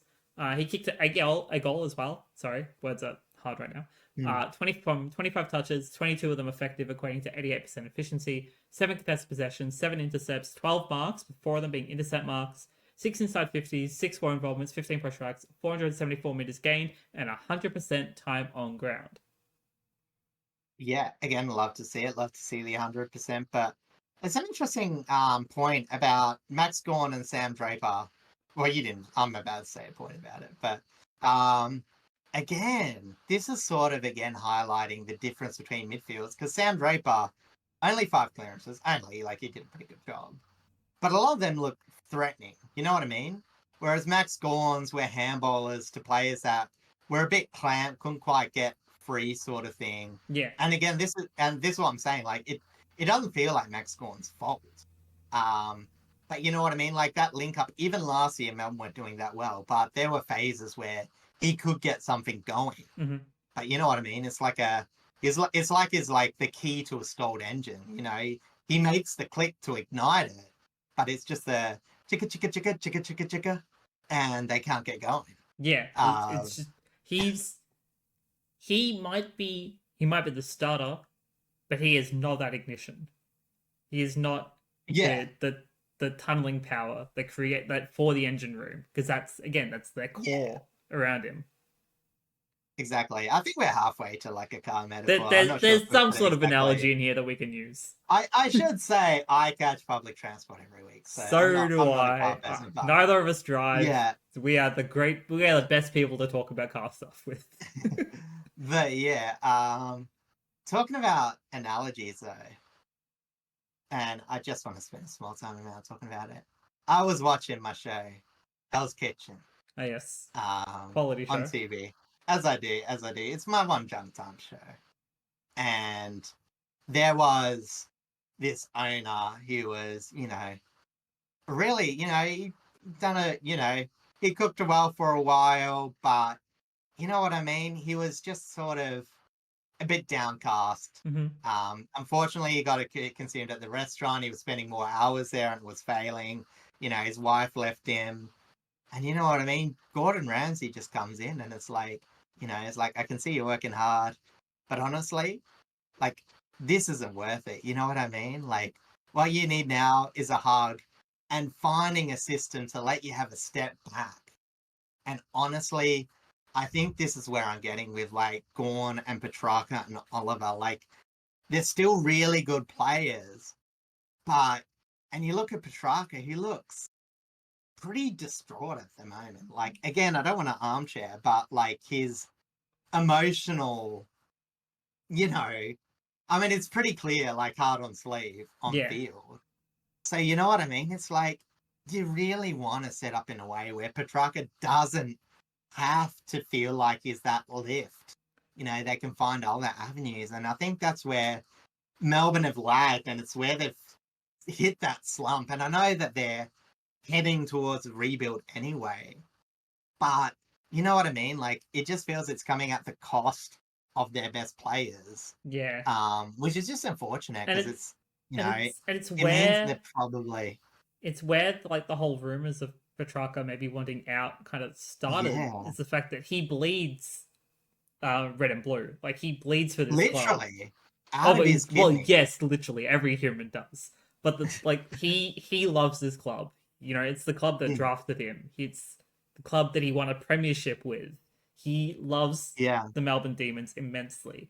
But you can see it in his like at the end of each game, just how much it's hurting him that they're just it not doesn't feel where like he a wants them to two-way be. street. Yeah, like, again, when you hear news of like, it astonished me. Like, I saw on Reddit, but in the post-match they were saying like the Melbourne Demons didn't even contact Petrarca's family until a few weeks ago, talking about the whole situation with his kidneys, just to sit down and chat. Obviously they were disgruntled, but just to iron things out. And, like, if that happened, even at a junior level, you would expect a coach to, talk to the parents, make sure they're okay. Yeah. Like, that's just a human relation thing. And you know what I mean? I think that's missing from the Demons. And like, I'm not going to go into psychologists, I'm just a stats nerd. But it just feels like the Demons are almost missing a bit of empathy at the moment. It feels And like a bit you of their just, culture has kind of slipped the past 12 months. yeah. And, you can point the finger at Goodwin and, he's got a bit to go for, but it goes from the top. So Mm. maybe this is the time where maybe the board gets together and assesses where they're going, but it's not looking good right now anyway. No, it's not. And once I touch on the MRO reports, it's only going to get a little bit worse. So Mm. although actually it's kind of 50-50 on both sides. So Nick Martin was fined $2,000 for striking Ed Langdon. I don't think there was really all that much malice or anything in it. It was just, it might have been just like a high contact sort of thing. I don't remember Yeah, I seeing think there it. was a clumsy thing in a marking contest by memory. Oh yeah. Jack Viney, for his second melee of the season, or his second offense of engaging in a melee, was fined $1,875. And then Caleb Windsor, Trent Rivers, Jade Gresham, and Sam Durham were all fined $1,000 for engaging in said melee, being their first offenses. Yeah. Well, we mentioned the boilovers. A few boilovers in temper this week, that is for sure. Oh yeah, the MRO reports for the Sunday matches came in, and I will definitely talk about those in a moment. But before we do, we have another game that went down in the Barossa Valley between my lovable Tigers, who did not fare well in the second half of this game against Fremantle. Yeah, and I mentioned this, and it was well documented in the game that Freo continue their run of hot weather performances. Again, haven't played a game outside of heat policy, but it was the Tigers that were put under the blowtorch today. They fought well in the first half, but Freo took the most out of their ample time and possession, whilst they sort of forced Tigers into very contested football with their strong tackling pressure. That's Freo's strong tackling pressure. Mm-hmm. Surprisingly, the Tigers couldn't quite get to Fremantle as much as they have other teams this year. And after that, it was a pretty standard affair. Richmond had a lot of small wins, I think. They kept Amos very quiet, Yep, and agreed. some of the individual performances, like Tarante, Knack, Broad, and Brown, were pretty good. Sorry, you were about to say something? No, I'm just saying that I agree. Like I thought they did a really good Yeah. job at Okay. Cool. keeping Jai Amos quiet. But however, it was the big man that Yeah. you were talking about soon that we had the biggest trouble Well, with. yeah, it's like, you keep Amos going, but they had no answer for what is one of the most deadliest leaders in the competition, as in leading pattern. And that's the big kahuna. Because, if you leave the Freo in the bowl too long and, the kahuna can get a few big steps away from his opposition. He just had a great day against, a decent but still undersized defense in For Richmond. those that are not familiar with who the big kahuna is, it is Josh Tracy, Yeah, for of course. note. Josh Tracy. Yeah. His old fashioned nickname. He's gone to the Cyclone Tracy, but Yep. I still like the big kahuna. Just because I feel like if you say it enough, it's going to lead up a talk, which we always want to see. Absolutely. We love Um, Torps. Everyone loves Torps in the AFL. Yeah, so again, it's sort of hard to go too much into detail of this game because this is like your pretty standard Richmond performance. Play well in the first half, sort of fade away. Maybe you might want to touch on a few things, but I will say a few things about Freo, especially Young coming back in. I thought from what I saw, his inclusion actually added to the synergy of the Mhm. Dockers forward line. I agree with I that. know most people relate to him in the midfield. But late last year, he was playing up forward a bit more. And, when you see the distribution, um, especially, with Swiskowski returning, you can continue to see that grow each week. And, last year, I talked about how the Dockers didn't get much return from stoppage. Mm-hmm. And they still haven't. But, this year, their stoppage numbers have actually been severely down since last year, is in terms of winning the stoppages. But you know what I mean? Like they've been sort of, I think if they have Young, and I sort of saw this a few times, because Murphy Reed has been really good, but when you saw a bit more attention go to Young, it was almost as if Reed's eyes lit up and he was able to get a few scores from stoppages, I think. So Yeah. you know what I mean? Look at that in the upcoming weeks. See if Frio's stoppage, uh, not numbers necessarily, but scores from stoppage. That might be a bit of a shift in the years where they were dominating the stoppage, but it's not leading to much. But as their forward craft improves, there's less stoppages, and they don't have to win as much. They can set up a bit more structure, not get scored on the other way. And yeah, as I said, start to feed that starting to become potent forward line. Took a bit to get going this year, but you're starting to see where it's coming from. Mm-hmm. And you know what I mean? Bulldogs, it was looking very good. It had moments against Sydney and now, albeit against Richmond and West Coast, two very good games where that's gone in full force. Yeah, and again, granted they are against lower tiered teams at this point in time, but it also tests Freo's mettle against how well they can synergize and how well they're able to execute their game plan, especially when once your forward line is now kind of settled. Players might keep Jai Amos quiet, but you can't keep Tracy quiet, you can't keep Young quiet all at the same time. Same with same with the Freo midfield as well. You've got Brayshaw in there, you've got Sarong in there. Mm. It's really hard to be able to quell so many damaging players. Yeah, and even as I said, and I'll say it again because I was critical of him last year, Matthew Johnson is slowly starting to build into legitimate. And these are the sort of thing where last year, and I know Freo hasn't got over the line. You know what I mean? It's hard to tell whether they're better or worse than last year. But if Johnson can improve, then it allows people like Aiden Young not to just go back into the midfield, but to add some forward line prowess. They convert a bit better and they're making more of their opportunities and they're building, So, as I said, you can see the room for growth, whether it's actually there or not, it's yet to be decided. But I like what they're doing, even though they struggled a bit early. I just want to touch on a couple of Richmond players that I didn't put in my notes that I thought either had a positive or negative game. Ben Miller was the one mostly on Tracy. I don't know if it was the right matchup, but I think he was kind of the only tall defender we kind of really had to match up on Mm. him. So it was just maybe it was a bit of a bad game from him, but that kind of happens. Have bad ones here and there. I don't blame him too much for it. Yeah, I wouldn't call Miller athletic enough to take a I trophy. would Like, you'd almost rather go undersized and fast. But I would have liked to maybe have seen Blight pushed into the back line again and to kind of yeah, take him, because I think Blight has probably the better maybe. body matchup on him.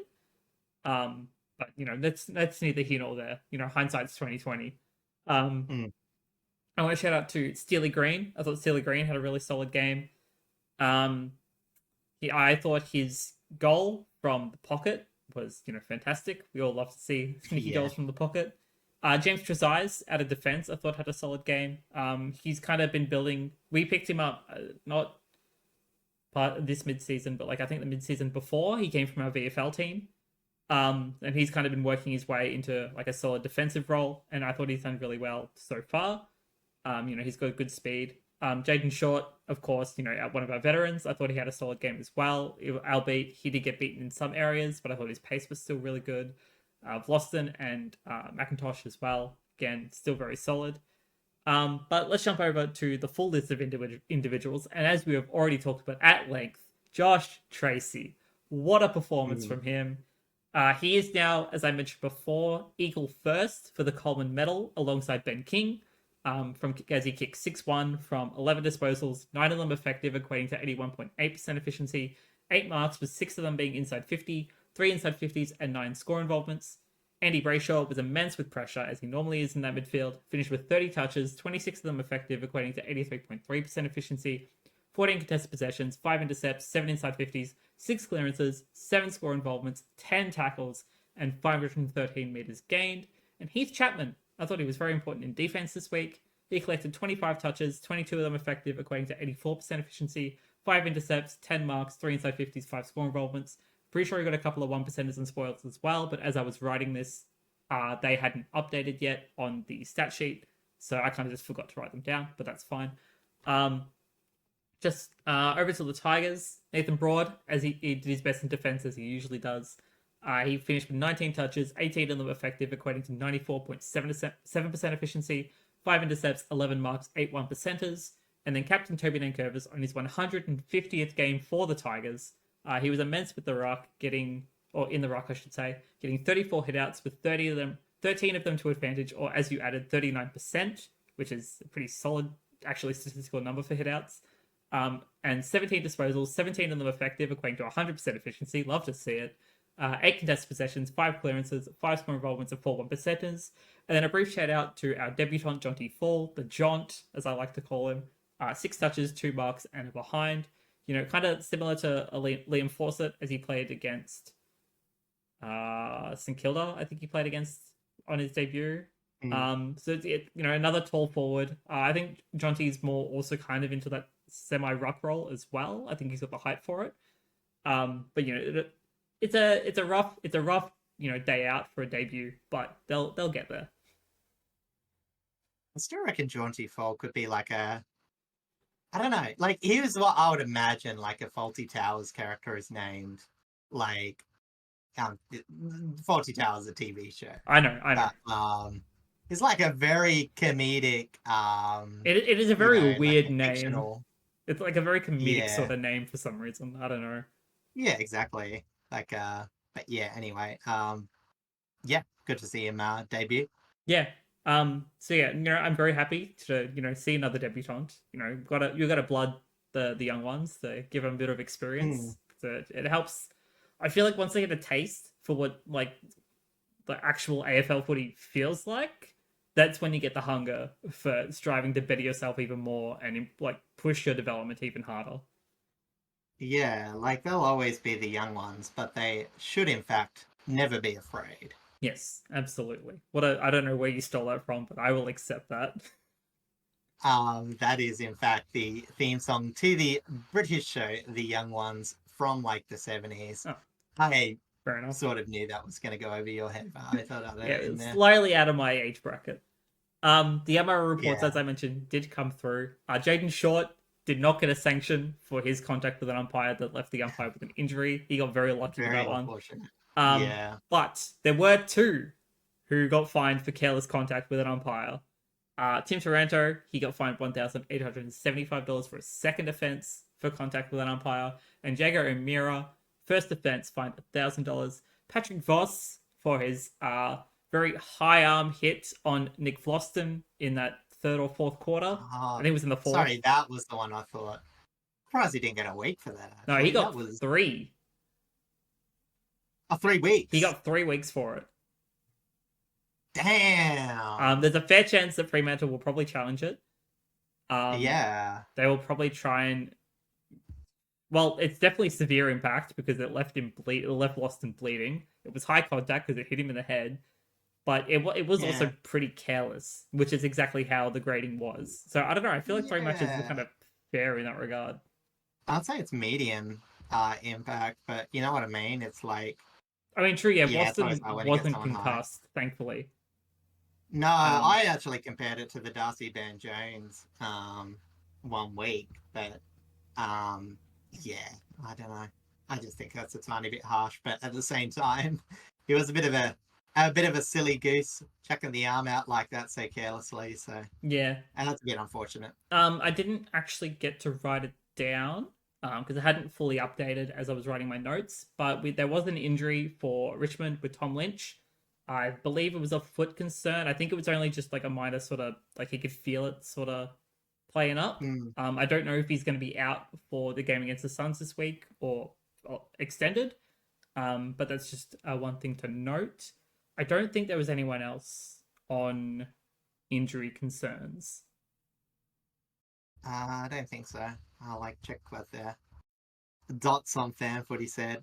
Luke Ryan got sopped off for a bit of a shoulder complaint. So I think that's a wait and see as well. Yeah, I just checked the match report. The YouTube video can also look at that because I briefly scrolled through it. And yeah, they don't specifically say that there are injuries, but we know that there were concerns and that's why the subs were made. Yeah, you would imagine that was more of a conservation sub, considering the conditions. But yeah, just wait and see on that one. I also have good news if we want to quickly just go back to the Melbourne Essendon game.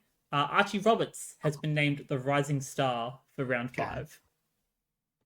Yeah, he was in the back line. I think half the time he gets the ball, I think of Archie Perkins. So I probably don't give him possessions in my mind, but have you got the stats there, or do you want me to run through them? No, can you run through them, please? Yeah, so he had 15 kicks, 13 handballs at 28 disposals, 8 marks, 6 tackles, 6 contested possessions, 1 clearance, and it's 85% disposal efficiency. That's off halfback. That's pretty damn good. Yeah. I didn't know he was that young, but no, neither did I. Again, there you go. It's like he borrows names from other players, so you tend to believe that they're the other players. Yeah, he's a mix of Archie Perkins and Matt Roberts. Yeah, exactly. So, sometimes I think he's even playing for Sydney. So, well, jumping over to a game that was probably a little bit closer than it actually looked. Or the stat sheets actually tell you. Over at Norwood Oval, our last Norwood Oval game for Gather Round, St Kilda taking on the GWS Giants. Yeah, the final scoreline being 12-10-82 to 16-14 110, and Jack Higgins might have one more reason to stay in his room before heading back home. But yeah, it wasn't really a bad game, as the Giants and Saints both had more than reasonable offensive outings. It was just the Saints who would have a bit more trouble constantly moving the ball, while the Giants' movement got more damaging forward entries, which troubled the Saints both on ground level and in the air. Again, I'm going off an overview because I was a bit occupied. I did actually get to watch this game, and I can agree that's pretty much that's pretty much a good reasoning going on. Yeah, again, I watched the highlights, but so I think, with going up such a prolific scoring team, which the Giants seem to be this year, there's a lot that can be done up the field in stopping transition. But I think that was sort of one of the difference between the two teams, where the Saints were sort of a bit limited by some of the youngsters. Again, fielding a very young team, while, they were good offensively on the wings. Like, Wangini Malira had a very good game. Bradley Hill was all right. They couldn't stop the likes of Ward, Ware, and Toby Green. I put the wrong green in my. I mean, both greens were sheet. very solid. Yeah, but yeah, as I said, in terms of like someone who was playing a bit more forward and floating, all of those had a lot of distribution in the for the Giants forward line, or in Toby Green's case, direct score. But yeah, so again, I'm going to keep it very basic because I only lightly saw this. So while I feel like the Saints have sort of definitely switched, partly by design, partly due to personnel, to a more free-flowing style of football than they played in 2024. I think the Giants sort of showed a bit where their limits lie, as they just seem to let a few too many easy ones through their defense, which, cause them to need to constantly make these creative goals, which they have been scoring very well. But you know what I mean? Like, they had a lot of creative goals and all that, but their standard entries, they found it very hard to get past Taylor and Buckley, who are roaming around a fair bit. Yeah. And as you mentioned, statistically, they weren't too out of it, but it just felt like too many pieces of the GWS's engine were going back to this car-related metaphors. Maybe not cars, because I wrote full steam, so maybe they're a train. Maybe they're a train this week. Who knows?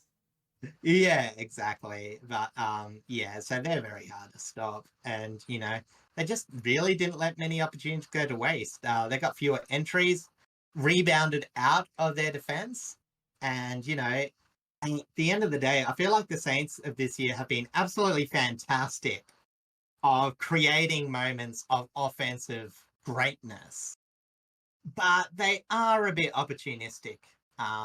Hence why I still think they might even evolve a bit more when King returns, because they've got the game plan for some very good attack. They're just missing that center point. Like Jack Higgins again, still very reasonable, but you know what I mean. You want him, again, like he's sort of that opportunistic player that you want, feeding off the efforts of other people, but also having those efforts behind him as well, if that makes sense. You know what I mean? Like, he's like that dangerous thing where it's like, okay, you can put effort on Max King, but I'm going to be a danger around the goal, and that spreads defenses thins, and that increases exponentially your scoring potential. Yeah, that's exactly right. And especially when you have so many players, well, for GWS's case, so many players that can be like really damaging up forward, even if they're not necessarily forward players. Like you got Toby Green, for example. Granted, he floated very deep forward for a lot of this game, but he's predominantly like a mid forward. Like Stringer is also able to play that role as well, and I assume they'll rotate between that sort of role once Stringer, gets a little bit more adjusted to the team. Obviously, you have Hogan, the 2024 Coleman medalist. He's always very damaging. He has one of the best marks in the competition as well. Then you've got Cadman, Riccardi, as much as I still don't really like him. I thought he had a decent game. Callum Brown had a decent game as well, for note. Like, you have a bunch of these very strong forward pieces for GWS, and whilst Kilda have similar pieces, they're not necessarily firing as effectively as the Giants currently are.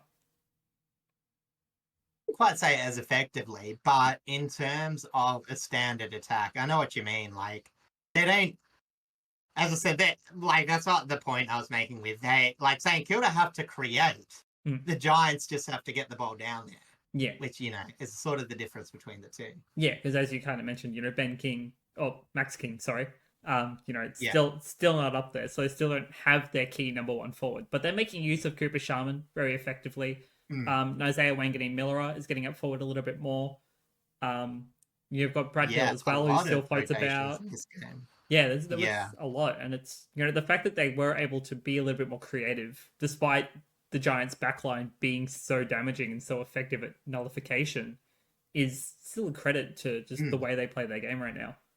Yeah, because I mentioned, the Giants don't really let people move the ball. And I know that I said, in terms of, state of play, St Kilda were more moments, but they also did good, not to let too many, not to get bogged down, just let those moments come. And they did get a lot of reward. Like, they were very patient as well to what is, again, a very good outside mitigating midfield. Yeah, and whilst I didn't mention him in my notes, I thought Toby Travaglia, or Travaglia, however you pronounce it, it's one of the two.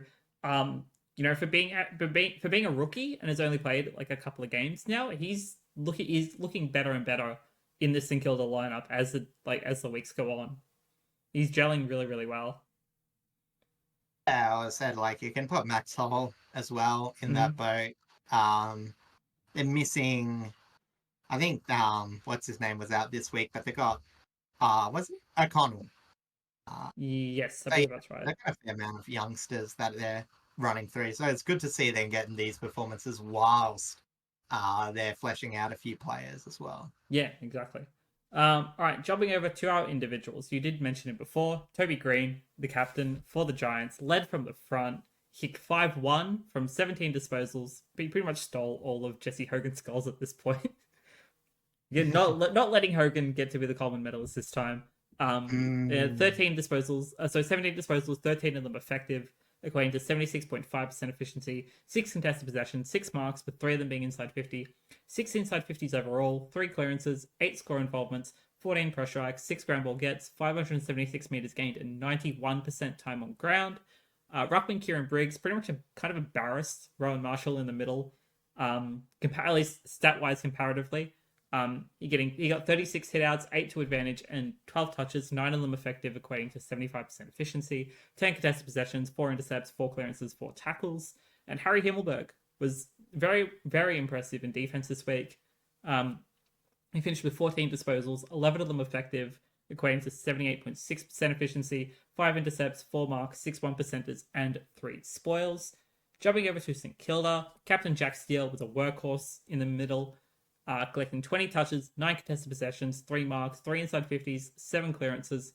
He squatted behind, 4 score involvements, 5 tackles, 16 pressure strikes, and 8 ground ball gets.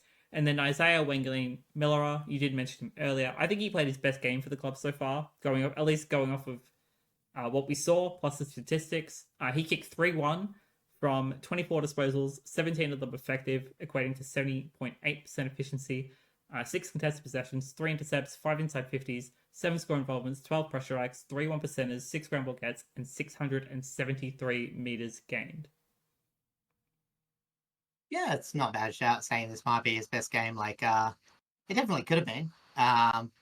Yeah, like I said, 3 goals as a winger and still getting involved in a lot of offensive output. Pretty much hard to ask for too much more, so fair shout. No, it was a really, really solid performance.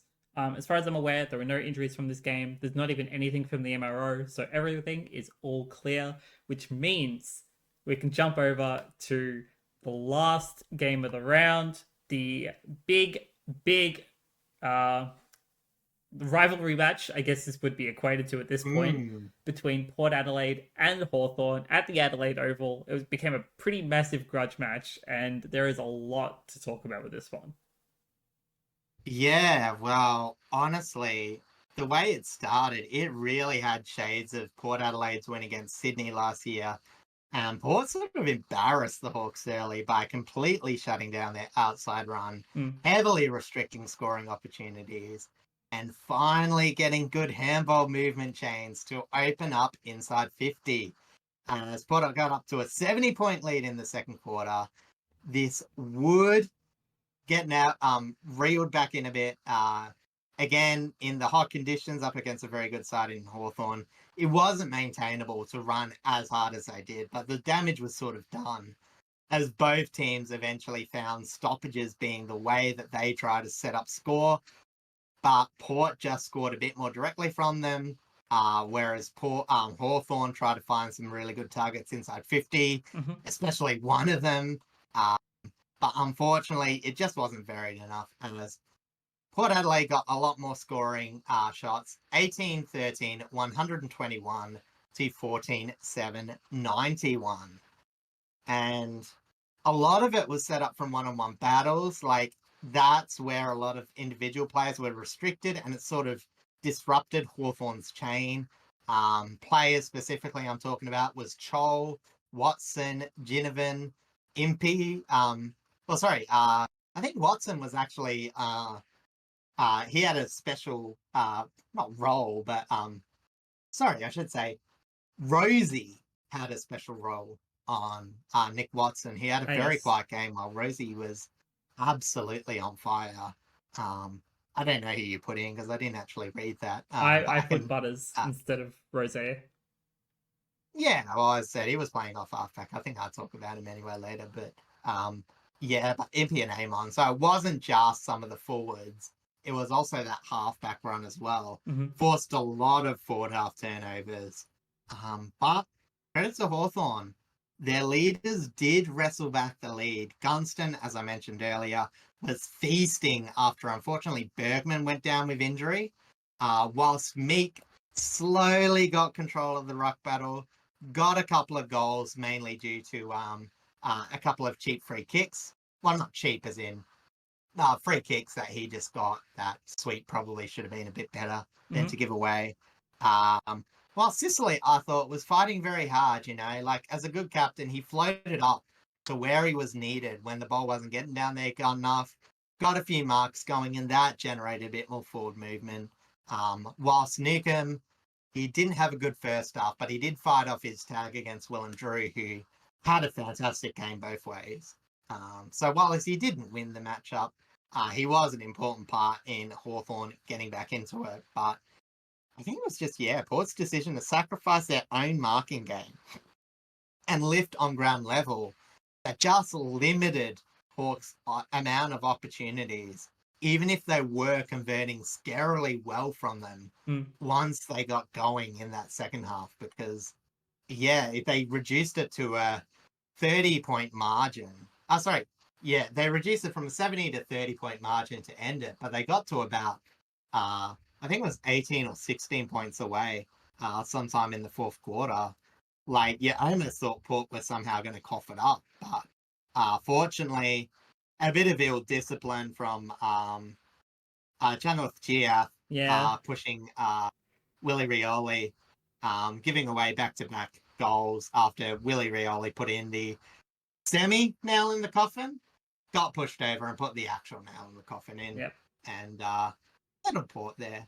But otherwise, it was a 7-4 last quarter. So there was just a lot of scoring. I should say in favor of Hawthorn. So, yeah.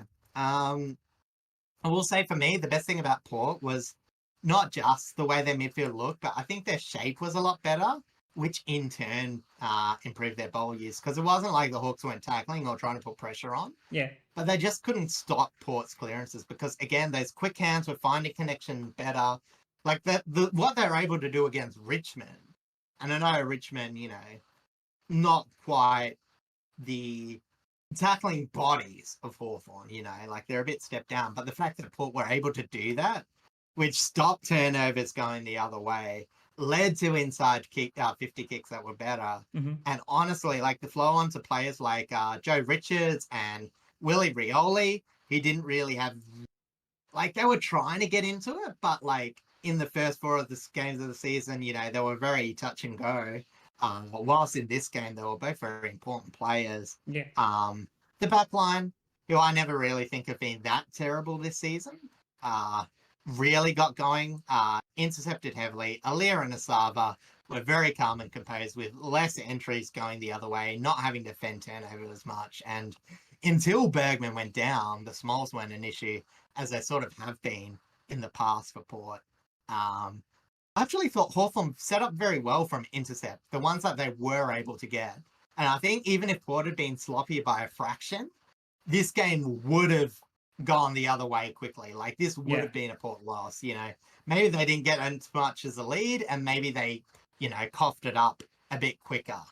But because Port were just switched on, because, they were able to build up and not sort of get these inconsistent efforts that Hawthorn was sort of doing. Their ball use wasn't off in the first half.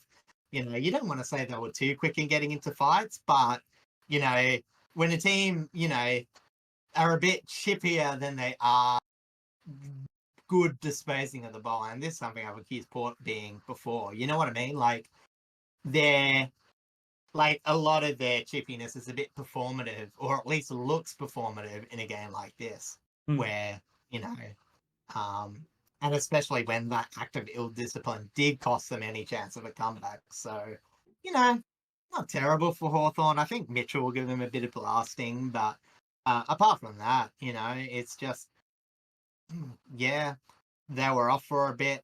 They managed to get back, but I think the back half was, you know, two teams going at it. And we've seen Hawthorn come back when Port have put them to the sword, whether it be the start at the first game of that matchup where they got to the big lead, or in the semi-final where they built after Port got off to the big lead. So, again, these matches have been pretty big swings either way. But, yeah, Port's just finding ways to win them.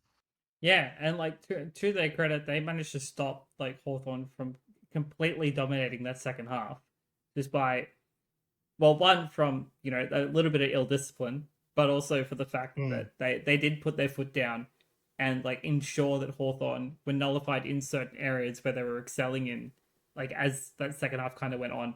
I'll be honest, I did a little bit of research as to what the biggest comeback in VFL AFL history was whilst watching that second half, just, you know, just in case Hawthorn were actually going to complete it.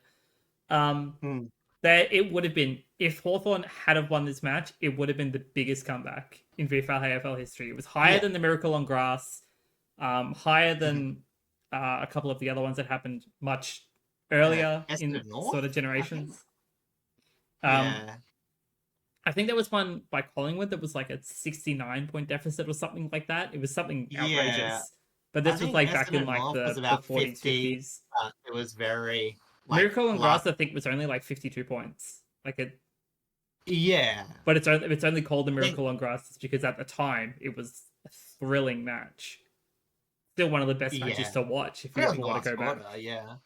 But yeah, like to Port's credit, they managed to nullify Hawthorn. To Hawthorn's credit, they did step up in that second half, and I'll talk about a couple of players that did massively step up in that second half. But Port needed this win, not just because of the grudge match between two teams, but they needed to get back onto form. And I think my first individual player really, really helped in that regard. Absolutely. So that individual player being Zach Butters, of course, having finally come back from injury. He was pretty much the key that Port was missing through that midfield and halfback. As you mentioned, you know, you had Rosie as well on that kind of nullifying role. Those two, they just work so perfectly in tandem.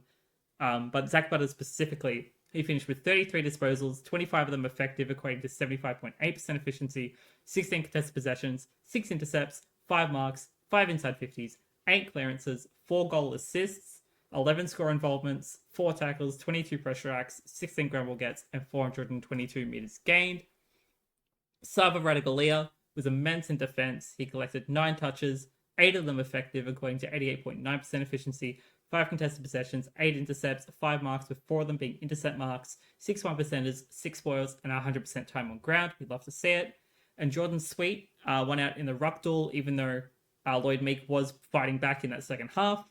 He got 47 hitouts, 15 of them to advantage, and 12 disposals, 10 contested possessions, 4 inside 50s, 8 score involvements, 6 tackles, 24 pressure acts, 8 1%ers, and 5 spoils. Over on Hawthorn's side, as you did mention, veteran Jack Gunston wound back the clock. The old boy himself kicked 6 goals from 15 touches, 7 contested possessions, 7 marks, 4 of them being inside 50, 8 score involvements, 13 pressure acts, and 5 ground ball gets. And Dylan Moore put on some immense pressure in that second half as well. He finished with 22 disposals, 15 of them effective, equating to 68.2% efficiency, 10 contested possessions, 4 inside 50s, 5 clearances, 7 score involvements, 9 tackles, 27 pressure acts, and 10 ground ball gets. Yeah, and I guess the last thing to really mention about this game is that I think, and it's so hard because, you know, Hawthorn have the ability to, like, rebound the ball forward, get it up quickly from defense. But, yeah, this is actually a week where it was maybe this theory that, you know, I've said where Hawthorn might have, you know what I mean? Like, everyone's saying, oh, their defense is better because they've got all these 12 players back there now. But you know what I mean? Like, there were avenues where Port did find, you know, from stoppage, the ability to create goals from a lot of their smaller players, you know, like Willie Rioli, Jackson Mead, Joe Richards, Sampa Pepper got a few. Rosie obviously came from a bit, you know, further out. Same with Bergen's one goal. But you know what I mean? Like, it was a game where Georgiades, he kicked 3 goals too, but he only had fleeting opportunities. And, you know, Ollie Lord provided some good work, but you know what, like, their tolls weren't usually a part of this. But yeah, as I said, Hawthorn, I mean, they have to find their balance. You know, it's very hard to criticize them on one game.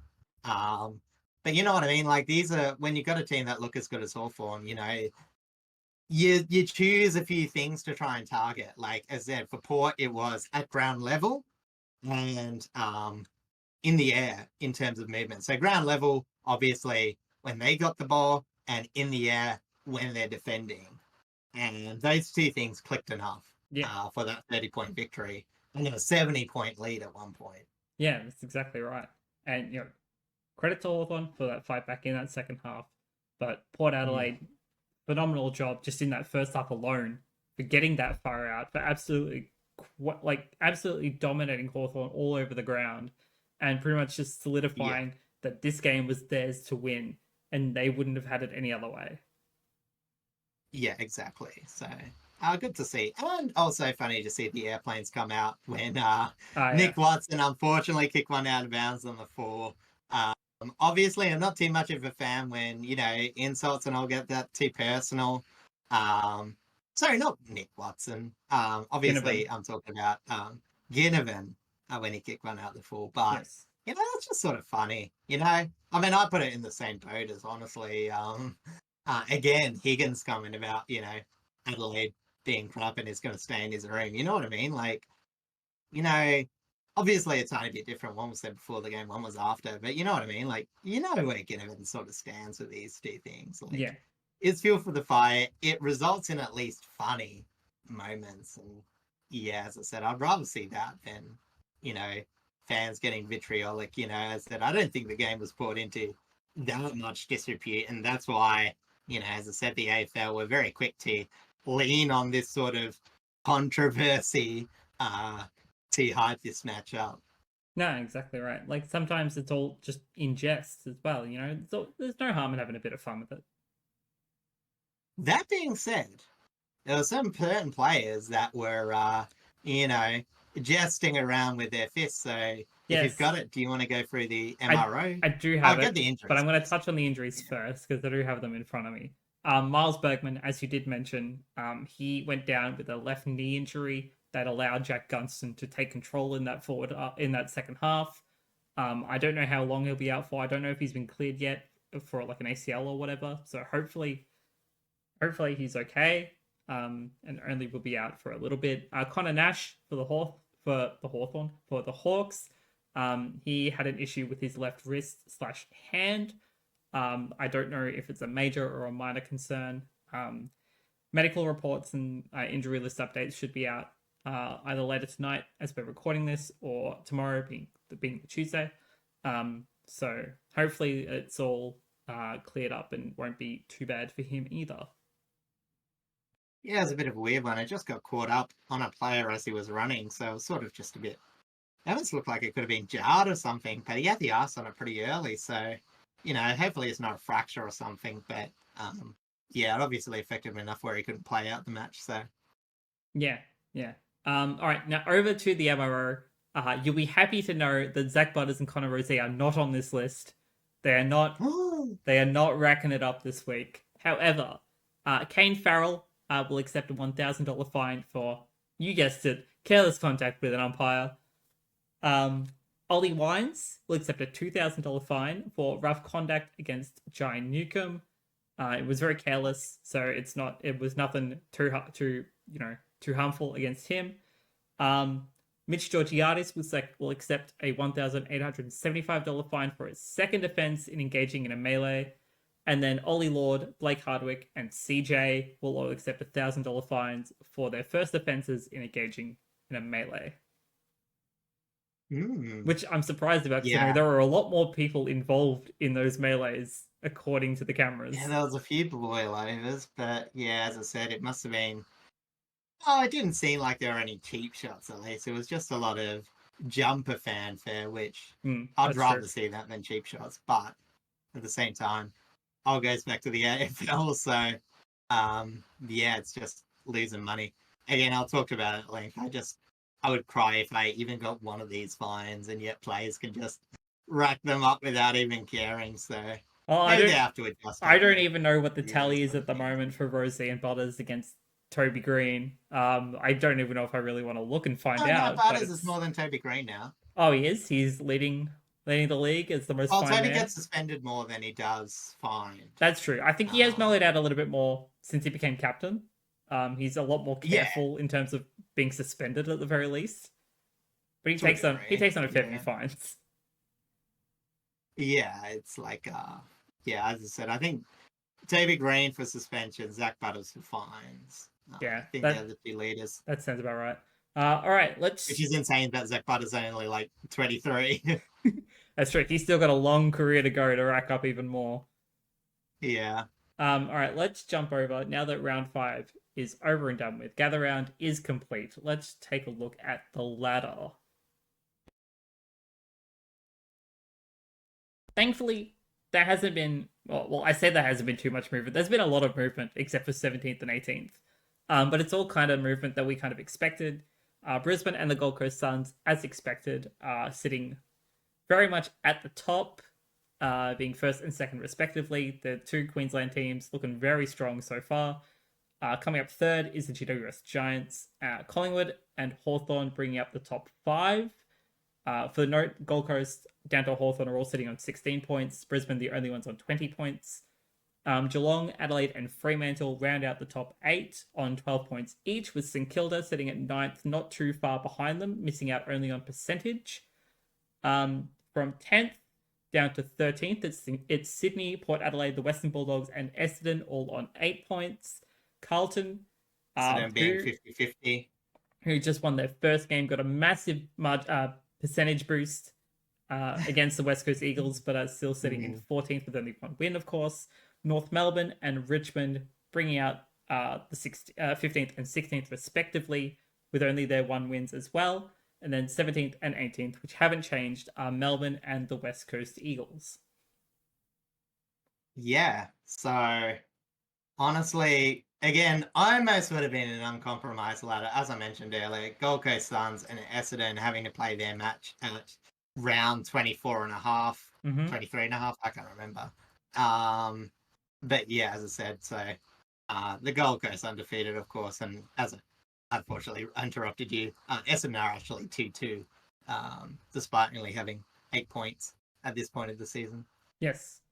Oh, that's actually last week. Let's jump over to this upcoming week, being the Easter long weekend. So we have 5 days of games, which is very, very thrilling because it means we will never be bored because there's always going to be footy to watch. Starting with the Thursday night clash between Brisbane and Collingwood at the Gabba. Yeah, honestly, it's weird because, like, at some time, you think this would be fairly confident in Brisbane. I will say Collingwood, you know what I mean? Like, Collingwood do all right without disposing of the ball that great. And in recent records, they have got the wood over Brisbane. The last 3 victories have been, the last 3 matches have been victories. Collingwood going back-to-back against Brisbane last year, and obviously winning the grand final in 2023. Yes. So it's one of those ones where it might be a sneaky chance to take Collingwood. But again, it's how much Collingwood can force Brisbane or quash Brisbane scoring, because in a lot of those games, Brisbane have only had a modest scoring. And I say that in Brisbane standards, still 86, 72, 78. Yeah. But, you know what I mean? For Brisbane standards, could be a bit more. So, yeah, it's all about Collingwood getting them more out of their conversion, more out of their run, which they're probably a bit more suited to. Mm-hmm. They could probably dish out handballs, work out of Brisbane's, tight knit forward half press. Whereas obviously for Brisbane, I think the middle is where they want to win it. Collingwood's midfield, it's sort of changed since last year and even the year before that.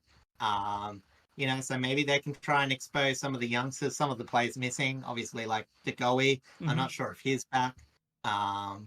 But yeah, honestly, this probably a bit closer, but the gut feel says you just got to dip Brisbane, but you wouldn't be putting the margin up that high, even if it is at the Gabba.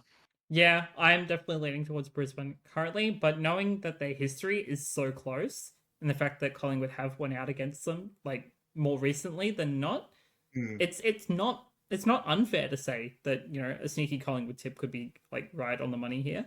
But yeah, I am definitely in favor of leaning towards Brisbane. I think, like most neutrals, it just feels dirty to waste your underdog tip on Collingwood. You know what I mean? Like, you don't feel that great when they win. No, You that's get me. sick That's me sure. still on St Kilda. Like I'm still struggling to give them enough Yeah. faith. Yeah. I think that's all I really got to say. Yeah, there isn't really too Yeah, I much on don't that think one. there's that many injuries that should happen. Yeah, I just don't know how long. Unfortunately, I didn't check how long the couple of players that were out from the training sessions are actually gone for. So Neither have hopefully I. they might get a But couple back from that. yeah, they might get lucky. Jumping over to the traditional Good Friday Super Clash between North Melbourne and Carlton at Marvel Stadium. It genuinely could be matched around. Not gonna lie to you. Well, it's No, going to be this or Adelaide and GWS, which we'll talk about in a minute. I get what you're saying. Again, I think you're confusing match of the round for closest match or something like that. I genuinely think this is going I to be mean, just a straight up shootout. I don't know if Carlton will. Like, Mackay probably going to be out. Kerno is, like North, they more struggle with the tall matchups, and I don't think Kerno is going to do much damage. I'm sorry, like Kerno on his own isn't going to do much damage, and they're probably losing Kemp. Yeah, true. So you're relying on the small fleet of Carlton, which I'll probably, I mean, their defense isn't good, but they'll still prefer that. Mm. And you know what I mean? Like, last few games have actually, been sort of free-flowing contests. North scored a bit. It's just Carlton's racked up a really big score. So, as I mentioned, like, I think North's forward line has improved. I reckon we could just see a case where it might be a bit of a flip, North scoring 100 and Carlton scoring like a 60 or something. I'm not that optimistic that Carlton will turn it around, but yeah, like I guess similarly, like I'd say Carlton's effort against the Bulldogs when they were losing their key forwards, that's about the level North are at, and they scored 75 then. So True. It's just this is where I actually could have faith in North, but at the same time, percentage wise, it's often percentage is normally a better indicator, and Carlton are much more like they haven't been blown out. They've just been horrendously inefficient in their forward half. So Yeah, that's very true. maybe against a North defense, that might. But there's part of me that does want to tip North. I'm not gonna lie. Yeah, like I get like just this one-on-one sort of matchup. I kind of really, really want to favor North. But yeah, Yeah, it's just on paper alone, like Carlton's small forwards and their midfield can probably still get it done.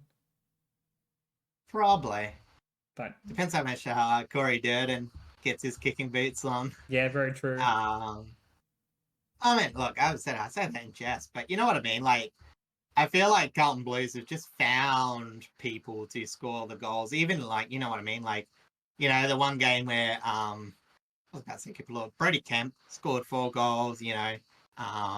A couple of games, truly, they've relied on 1 or 2 options, so they have at least forced that. So again, it's just whether that's enough to the north who have been scoring quite well despite limited inside 50s. So, Yeah. if,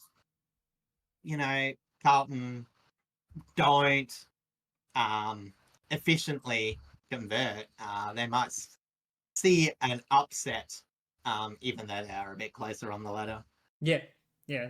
It's entirely possible. Currently, you could see it as a coin flip sort of game, even though the margin, the odds themselves might not really agree with that. Yeah, as I said, I always like flirt between I don't like going too much towards betting margins or anything like that because sometimes that can be a bit deceptive. Very true. But you know what I mean? Like a lot of the nuffy, not nuffy, the what's the word? Boffin predictometers that I like to look at before the round. They're like a fuel gauge and they've simulated what the percentage you win. I wouldn't be surprised if this was around the 60%. Simulation wins to Carlton. Oh yeah, yeah. That's definitely not out of the question. Jumping over to our Friday night clash over in the West between the West Coast Eagles and the Bombers at Optus Stadium. Um, how much do we want to kind of give Essendon here? Essendon, his midfield's been really decent, and you've got enough going up forward. To the Eagles, whose midfield has struggled to win a toy in their Happy Meal. So you're gonna have to give it to Essendon. There's really not much saying to the Eagles until they can actually show something. They just don't have the personnel at the moment, and I think this is where they are willing to sacrifice in this short term to try and even just figure out this season. Yeah. So yeah, I'm not sure where this first step's coming from. I 100% confident it's not going to happen this. Okay, not 99% confident it's not going to happen this week, but I'm trying not to be too doom and gloom. It's just I think It's just the reality. coach is now just trying to. Yeah, well, the coach is just trying to send a message right now, and that's going to come from what I've seen at the expense of the players for a couple of weeks. And hopefully they can tool after that to something a bit more sustainable. But yeah, the Eagles are just in a hole now, and I don't think there'll be any chance. Yeah, pretty much agreed. Like, there isn't really much more that we can kind of say on that point. So we'll jump over to Saturday's games, starting with Melbourne and Freo at the MCG. Just for note, Freo did not go home after their win against Richmond. They went straight to Melbourne. I believe they're already currently in Melbourne, and they will be here the entire time for this match, and then they'll go back to Perth after. So they've got a week to apparently get acclimatized to our currently weird weather because it was 30 degrees yesterday. It was like a top of 25, 26 today, and it's going to be still fairly warm throughout the week. 30 degrees is a chilly summer's day in Perth, please. They got nothing to worry about. Yeah, I know. Like they've been playing under the kind of heat warding literally all season long so far. So it they'll be would used suck to it. if they don't escape it. But again, the AFL schedule in mid-morning, you know what I mean? So, well, afternoon. Well, yeah, it's mid-morning for you. It's 1:20 p.m. over here. Yeah, so and I was also going to say, I've heard that all 25 of the travelling group for Fremantle haven't left the hotel room and have absolutely slayed on the Call of Duty ladder. So, well, yeah, because if you ask people from Perth, there's nothing to do in Melbourne apparently. I actually don't mind Melbourne. I just don't like the crowdedness of the city. Yeah, but that's neither here nor there. No, I completely get that. I've got Melbourne, the football team. Just gonna as you kind of before we get onto that, just onto that point of like the crowdedness. I've got a mate from up north, one of my best mates, in fact. Like, he was down here a while ago, and he pretty much kind of said the same thing, that because he comes from a smaller town, like, it's just the amount of people is just very overwhelming, and like, I completely understand that. Yeah, I feel like Sydney, you get more chance to walk outside those sort of areas, where it's still populous, but not quite as condensed. I don't know, isn't Sydney the more popular city because it's the most well known? Yeah, it's more spread. It's got more outer suburbs that are like still near the city. But anyway, in terms of the football, yeah. yeah, as I said, Melbourne both struggling in the inside and outside midfield, and struggling against Fremantle in general. Wait, what? Recent encounters, Sunday, March 2, 2025. We haven't played them this year, have they? Is this the second? No, it can't be. I can't remember. That must be the practice match. That might have been the practice match. Wait, March 2nd? Yeah, that was the practice match, I think. Yeah, that was the practice match. I don't know why that's in the recent matches. Sorry about that. I've just been looking at the AFL site because I was going to the back-to-back losses. Oh, yes. 92 points and 50 points that Melbourne had against Fremantle. One of them was also in Alice Springs, so with a completely different climate. Yeah. But Melbourne were just, they were as bad as they have been this year. That's very, very true. You know what I mean? Yeah, like until Melbourne shows us something, like you kind of just got to give Freo like the whole win here. Yeah. Defensive wise, I mean, again, it doesn't really matter when you're Melbourne because you're looking to try and create. So again, for Melbourne, it's about limiting the opportunities. Again, I would like to see a bit of a difference in the inside midfield.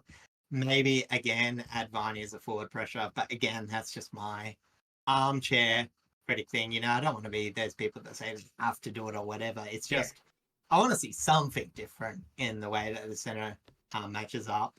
And yeah, I think I'd like to see a bit of pressure because again, Fremantle like to move the ball from their back half. So, if they can at least try and stop the uncontested marks, just chipping away at the chain, they might be able to, because that's how you would prevent them scoring well. Because that's, what Melbourne have to do, because they're not going to kick the lights out, or you wouldn't expect them to. So, yeah. And they do have the personnel to do that. But again, they're going to have to be very disciplined, and run well, because again, while the Dockers do like to go from outside to in, their outside midfielders haven't quite been as impressive as they have been at times last year. Obviously with O'Driscoll falling out of the team with injury. They're, down to Sharp and a bit of a rotation of people. So, that's how I'd imagine it. But, as I said, Freo can be very efficient when they go into forward 50. So, you wouldn't want too many opportunities going Freo's way. Melbourne have to make this game really dour if they want to win. Absolutely. But yeah, currently definitely giving that edge over to Fremantle by a fair margin, I would say. Yeah, you'd think. Jumping over to the next game, over at Adelaide Oval, it's the Adelaide Crows hosting the Giants. The Giants did go back home to Sydney rather than staying in Adelaide for this. So it's a travel back sort of situation. But again, both teams very comparable right now, both very, very strong in their own areas. And it could be a really, really fantastic game. Well, that's what I'm saying is they're both back half teams. It's GWS is more defensively off the back half. They're about nullifying opposition's back half, grinding out from it. Whereas Adelaide's all about go, go, go. So it'll be interesting to see what wins out. And especially when you consider GWS are probably one of the few teams that can match up all three of Tex, Fogarty and Thilthorpe with Buckley, Himmelberg and Taylor. Oh, Taylor. I forgot the main one. Whether they decide to do that or not, because obviously GWS love a floating man, so they might not go that direct. But the thing is they could. So this is just one where, it's sort of hard to see. I can imagine the Giants grinding out from the midfield. Again, if the Crows aren't as sharp with their distribution from the midfield, I can just see the Giants get a few more opportunities. But, I mean, I know I shouldn't say this as a supporter. I would actually like to see the Crows get a bit of reward from their solid efforts up against good teams. So, yeah, it's just one of those things where if the Crows can take their moments, they should be fairly fine. Giants will restrict them. I don't think they'll get too many inside 50s, but the Crows have shown that they can convert from that. So, as long as they're okay defensively, I think they'll have a chance of winning. I don't know if I'll tip them, but faith for some reason. Yeah, no, it's this is probably the hardest game to tip just on paper. Um, Yeah, like the matchups are really, really good. It's really hard to kind of. I mean, like we know which areas both teams are really, really strong at, which teams need to improve in, but it's like when you put them together, like it's kind of just a weird meld of like kind of split down the middle sort of scenario. yeah. And I think it'll be like up to some of the. I think it'll be like distributors for Adelaide off that halfback because GWS, if they get a few forward intercepts, that might be a bit hard for Adelaide. Again, exposing some of their one-on-one matchups. Or if GWS are able to get a lot of stoppages, because again, on ground level, Crows defense aren't quite as good as they are aerially. Mm. Giants can be a tiny bit like that, but I think more so for the Crows. So, considering the quality of Giants, they'll get Brent Daniels back hopefully. We saw, what was his name? The player that's gone to so many different stadiums more than Thingo. What's his name? Uh, well, it's Darcy Jones as well. Oh, It might have been who I'm thinking of. no, it's Harvey Thomas. Harvey Thomas. Harvey Yes. Thomas. Yeah, so whether Harvey Thomas stays or Brent Daniels comes back in, and obviously Stringer, if he gets involved, that'll be the area that I'm most concerned about for the Crows, is the ground level stoppage based stuff, because the Crows don't mind it going to stoppage where they can like get that fast rebound out of it. But it also opens the door a lot for the Giants. Yeah, that's exactly right. So it's for me, like I have no idea how to tip for this one. Just tip with your heart. Um, maybe tip with the stats. That's entirely up to you. But good luck, because I got no idea.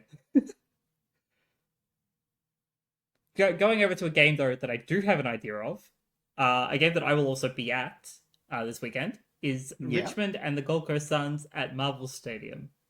So how much do you want to tip the Suns by in this case? Yeah, fair bit. Again, with how good their forward half connection is. Uh, like Richmond, they can nullify for a while, but they'll get worn down, and the Suns have obviously will show that they will pile on when given the chance. So Yeah, yeah, I think it's just how long Richmond can last, really. yeah. Like See if they can nullify it a I bit. have some faith in us to have a decent fight against them, and maybe even a fight back if we're like down a fair margin before like halftime, maybe. Mm, Um, but yeah, I think the Suns will just run away with it for the most part, and it's kind of a no-brainer sort of tip at the current point in time. yeah, it's just as I said, individualistic victories when it's like the bigger gaps. Because again, I still think Richmond, still reasonable, except like 4 wins or something. Maybe 4 wins is like high still, but you know what I mean. Like I think it's possible. But yeah, you just wouldn't expect it from the Suns. Yeah, no, exactly right. Well, may as well just jump over to the Sunday games now. Going with Sydney and Port Yeah. Adelaide at the SCG. Well, talking about a very mixed bag history. Obviously, you got in 2023, Port got like a bit of a minor upset over Sydney at the SCG. Then the next matchup was Port absolutely smashing Sydney by 112. Sydney weren't even close. And then obviously the qualifying final where it was pretty much tables flipped, where Sydney were able to capitalise on Port's putrid entries. It really depends. If Port, because I think most of the keys for this game is that Port have actually had a good history against Sydney. So if they can keep the turnovers minimised, I actually think they're a half decent chance to be able to get this matchup. And especially since, Sydney have focused a bit more on the one-on-one matchups, where Port are able to do it. I think where Port struggle is that sort of aggressive turnover generating team. Yeah, exactly Um, right. Unfortunately, Port just seem to generate their own turnovers to give to the opposition. Um, Hence, I said the prelim. But I'm not too. Again, call me biased, and I'm always gonna pump up Port chances week by week. But I think this is just one of those things where I think we're all just a bit iffy on where Sydney's actually at this year. Yeah, no, I Not that completely we're not agree. saying where Port is, but Well, you know I what I mean, mean? Like, there's avenues for both teams. if Port are able to play their style of game that they played against Hawthorn, I genuinely could give them the edge here. Because again, we kind of don't really know where Sydney is currently at. Again, part of that is missing personnel. Part of that is a lack of form in a couple of players. But Sydney know how to make the most of what they have. It's just about whether Port is Yeah. going to be able to nullify that essentially. Yeah, well, that's the thing about Sydney is like, yeah, Port's defense is probably matching up well against their forward line, but they don't always score from their forward line. You know, I'm imagining Heaney might get a few avenues for goals.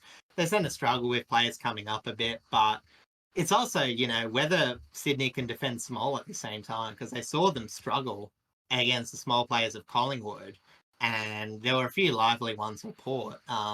In fact, you know what I mean? Like, that's sort of, you know, where I think Port looked for a lot of improvement from last year to this year. So, you know, we'll see if last week was a cornerstone game for Port or whether that was just sort of a flash in the pan once off. But it's a good litmus test. So Yes, I'm happy absolutely. this is like a solid matchup coming right behind from the Hawthorn game. Yeah, and granted, you know, Sydney aren't exactly in the best position that they want to be in. But it's definitely a good litmus test for Port to figure out where they actually are with now that they have majority of their pieces back. And you know, missing Bergman, I say that. Yeah. definitely hurts.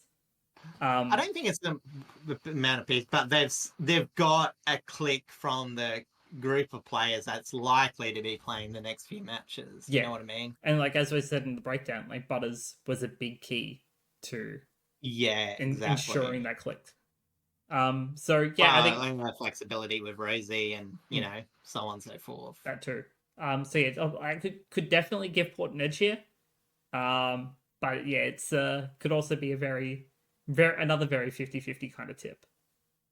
Yeah, it's like players like Warner's will probably like, you know, keep me a bit awake at night. And, you know, I feel like some of the distributors for Sydney could get it going, like, you know, Matt Roberts or like obviously Riley Bice has been really good. You know what I mean? Like maybe players that just outshine some of the, you know, arguably makeshift small forward line of Port Adelaide. Yeah, no, that's exactly right. So yeah, again, possible 50-50 tip. I give Port the edge at this current point in time. But we shall see how that goes. Jumping over to the Sunday night clash between the Bulldogs and St Kilda at Marvel Stadium. Yeah, talk about swings in the last three. Haven't gone back to back in a while, so these are all from fairly different years, but 60-point win from the Bulldogs last time, 51-point win from the Saints the time before, and 28-point win from the Western Bulldogs against a very inefficient Saint. But again, that was 2022. Yeah, recent history, there's not much to take from. In terms of recent form, they're both teams that have shown a bit, but at the same time have struggled in certain areas.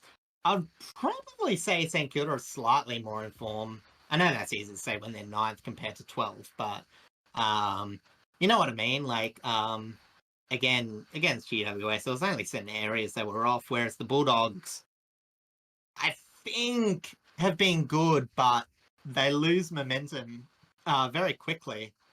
And I think with the creativity of St Kilda's forward line, again, I'm very tempted to go them. But again, I'll keep an eye on the ins and outs. I think Bontempelli's still a week away. Yeah, I'm probably going to give you going to be out for maybe another week or two. Yeah, exactly. And he might even just, you know, work his way back in. But yeah, as I said, it's, you know, one where both teams have to win. And you'd want teams to be going out there. But I think St Kilda just might find a few ways. And, you know, the Bulldogs have been all right. And I think Wilkie, whether he takes on Norton and tries to play a bit more of an intercept role, or Mhm. whether he tries to shut down Sam Darcy, will be very interesting, I think, because, yeah, that's just, it throws an extra spanner in the works. But yeah, I feel like as long as St Kilda's midfield perform reasonably, they're better on the outside, and I think they'll just expose the Dogs in a few periods of the match, I'll say. Yeah, I agree. I'm very surprised that these teams only really face off once a year, considering how they're always so like kind of both in the same sort of positions, like throughout the Yeah, season. Like lumped together. they're very middle of the pack, Yeah. pushing up, and it's kind of always like just a up and down sort of battle between them in terms of ladder position. Yeah, Bulldogs obviously sort of in that more upper region of the ladder, but up and down in form, and St Kilda floating between, making up the pile and sometimes legitimately playing okay football. So, Mm. hard to see where they're at this season, but again, just purely going off this year's performance, I'm gonna edge towards the Saints. Yeah, I think just based on current form, I think I'm definitely leaning towards St Kilda. I think Jack McRae has made a massive difference to that midfield. It's helped alleviate some of that pressure off of Steele and Sinclair, especially. Um, Off of the Bulldog side, I've loved seeing Liberatore just have complete control in that midfield since Bond and Trelaw are currently not there. But it definitely could be a St Kilda win, with Yeah, very minimal kind of questions asked. in of course what is in fact the Zane Cordy Cup. Yes, that is If it's true. playing, is he still injured? I'm not I mean, sure. he might still be injured, but I believe that is like true that it is the No, Zane Cordy I don't Cup know. if he isn't. It's also the Jack Yeah, McRae Cup for note. yeah, but I mean, who's Jack McRae? Like, honestly, Yeah, that's a good question. It's not like we've talked about him every single week so far. yeah. So, Um, yeah, it should be an exciting matchup. yeah, I'm definitely very interested in it. And then jumping over to our traditional Easter Monday clash, the Monday afternoon between Geelong and Hawthorn at the MCG. This is what I would pencil in as match of the round.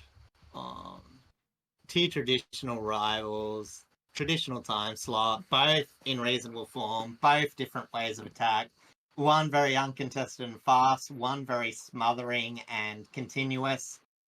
And it's just about, you know, Hawthorn very good at making quick opportunities converts goals, while Geelong are very good at generating scoring shots from limited possessions. So, Mm. what wins out, Blazy? I'm not too sure. That is a very good question, and I don't think I can give you an answer on that. On my personal opinion, I want to give it to Hawthorn just because I don't really like Geelong. But just, based on statistics, based on form, based on what we've seen, I think Geelong probably have the edge. But it's very, very slim margins currently. Yeah, I think it'll be also interesting because, like, Geelong, they can shuffle around their outside pieces. And you know what? Like, this is another game where I was going to say you could see Jeremy Cameron on the wing. I think he might be a bit too slow, but you know what I mean? Like, I got a feeling they'll put someone on the outside whilst doing like an inside job. Like, I wouldn't be surprised if Atkins gives like um, like it's not hard tag, but like a run with, he'll tackle like a beast while win the ball himself against Jai Newcomb. Mm-hmm. And I think they'll have one defensive matchup on the wing. I think Geelong will think that they'll be able to stop enough midfield production and still get their game, without sacrificing, a bit of their forward matchup. So whether that's putting someone like an Ocean Mullen or a Mark O'Connor on the wing, sort of negating maybe like a forward moving Hawthorn player, like a Nick Watson if he's on the wing, like a Connor McDonald. D'Ambrosio. I don't even necessarily think D'Ambrosio. I think from the back half, Geelong, okay, setting up. I just think it's that those forward half players, like giving, trying to force Hawthorn to their second option when they're in the forward line, because I don't think Geelong are a heavily pressing team. Oh yeah. is just limiting Hawks' moments, so Geelong can outpace them. I think Yes. that's what they're looking for, and I think they are able to do it. It's just, again, like Hawks were limited last match. They had their best options taken away from them, and they still clawed back. So, I don't like this. Could be a match where Geelong, like some others, fade in the second half. I think Geelong will get. I'm going to be comfortable and say Geelong will get to a 20-point lead at some point in this match. I'm not sure if Geelong will win. Very weird prediction. I like throwing a weird prediction in there, because It's look, weird, but it's teams also are 50-50. it's also not out of the question just because of how we've seen both of these teams So play. that's my weird prediction of the week. Geelong at 20 at some point in the game. I'm still 50-50. Maybe wait till teams are out before putting this one in. Yeah, I'm very much 50-50 on this one as well. This is probably, again, as you said, this is probably the match of the round. It's definitely the hardest one to kind of put like a 100% definite tip on until either you know ins and outs or just you go with blind faith. But it's definitely going to be very interesting to see what happens. And that will then bring us to the end of the podcast. Thank you all so much for coming to hang out, coming to chat, coming to chill, coming to listen and vibe with us both on YouTube and on Spotify. As I mentioned, I will be at the Richmond Gold Coast Suns match. I will talk about this next week, but I may also be at the Anzac Eve clash between Melbourne and Richmond, the traditional clash, of course. So I will let you all know next week if that is the case. The Twitch Melbourne meetup is also on the same night, so I'm kind of up in the air. And also Sea Shanty night is also the same night, so I'm also very up in the air as to like what I do, where I go, how much money I'm willing to spend, essentially. So that's all wait and see. Of course, if you want any updates on that are outside the podcast, please go check out our socials. I of course I will post boots on and other photos and stuff from the Gold Coast Suns match this week on our socials, the Coast to Coast AFL podcast socials, as well as my own socials at the Blaze Ninja on Twitter and Instagram at Blaze Ninja TTV. If you catch me on any of my streams on Twitch. Otherwise, it's not going to be that busy of a week. 4 days work, which is great. Love that for me. Doing my usual 2-week plasma donation on Good Friday. I have to be like very early for it though, which is gonna suck, but that's fine. What are you up to this week, Mr. Cyrek? Not too much on the week itself. Sort of got a bit of few small errands before heading into the Easter weekend. Got a cousin's birthday celebration. So who knows? Maybe I'll post bits on ground to the pickleball. That's going to be a bit beforehand. Maybe some karaoke too, but you probably don't want to see videos of that. But we'll see. But apart from that, again, watching the football. Probably going to see the Thursday night match with my friend. He's a teacher, so he's got a bit of spare time. He's my Carlton supporting mate too, so you know what I mean. It's thankfully he's only partially listened to the podcast. He's been a bit busy, so been a bit harsh on Carlton, but so was he, to be fair. So Yeah, be good to catch up with him. Yeah, that's very fair enough. It's always good to hang out with friends, especially if you haven't seen them in a little bit. But yes, that will do us for this week. Thank you all so much, and we look forward to bringing you episode 45. 45? 55. Sorry, 55 of the Coast to Coast AFL podcast next Wednesday. Of course, this podcast goes out every Wednesday, 10 a.m. That might change. It'll still be a Wednesday, but it might not be 10 a.m. On Eastern time. To be more specific, Sarek being from out west, got to be specific in that regard. Yeah, there I wake up there most of the time. There might be a slight time change as to when these go live, but we'll let you all know if that is the case. But until then, thank you all so much, and we'll see you all later. Take care.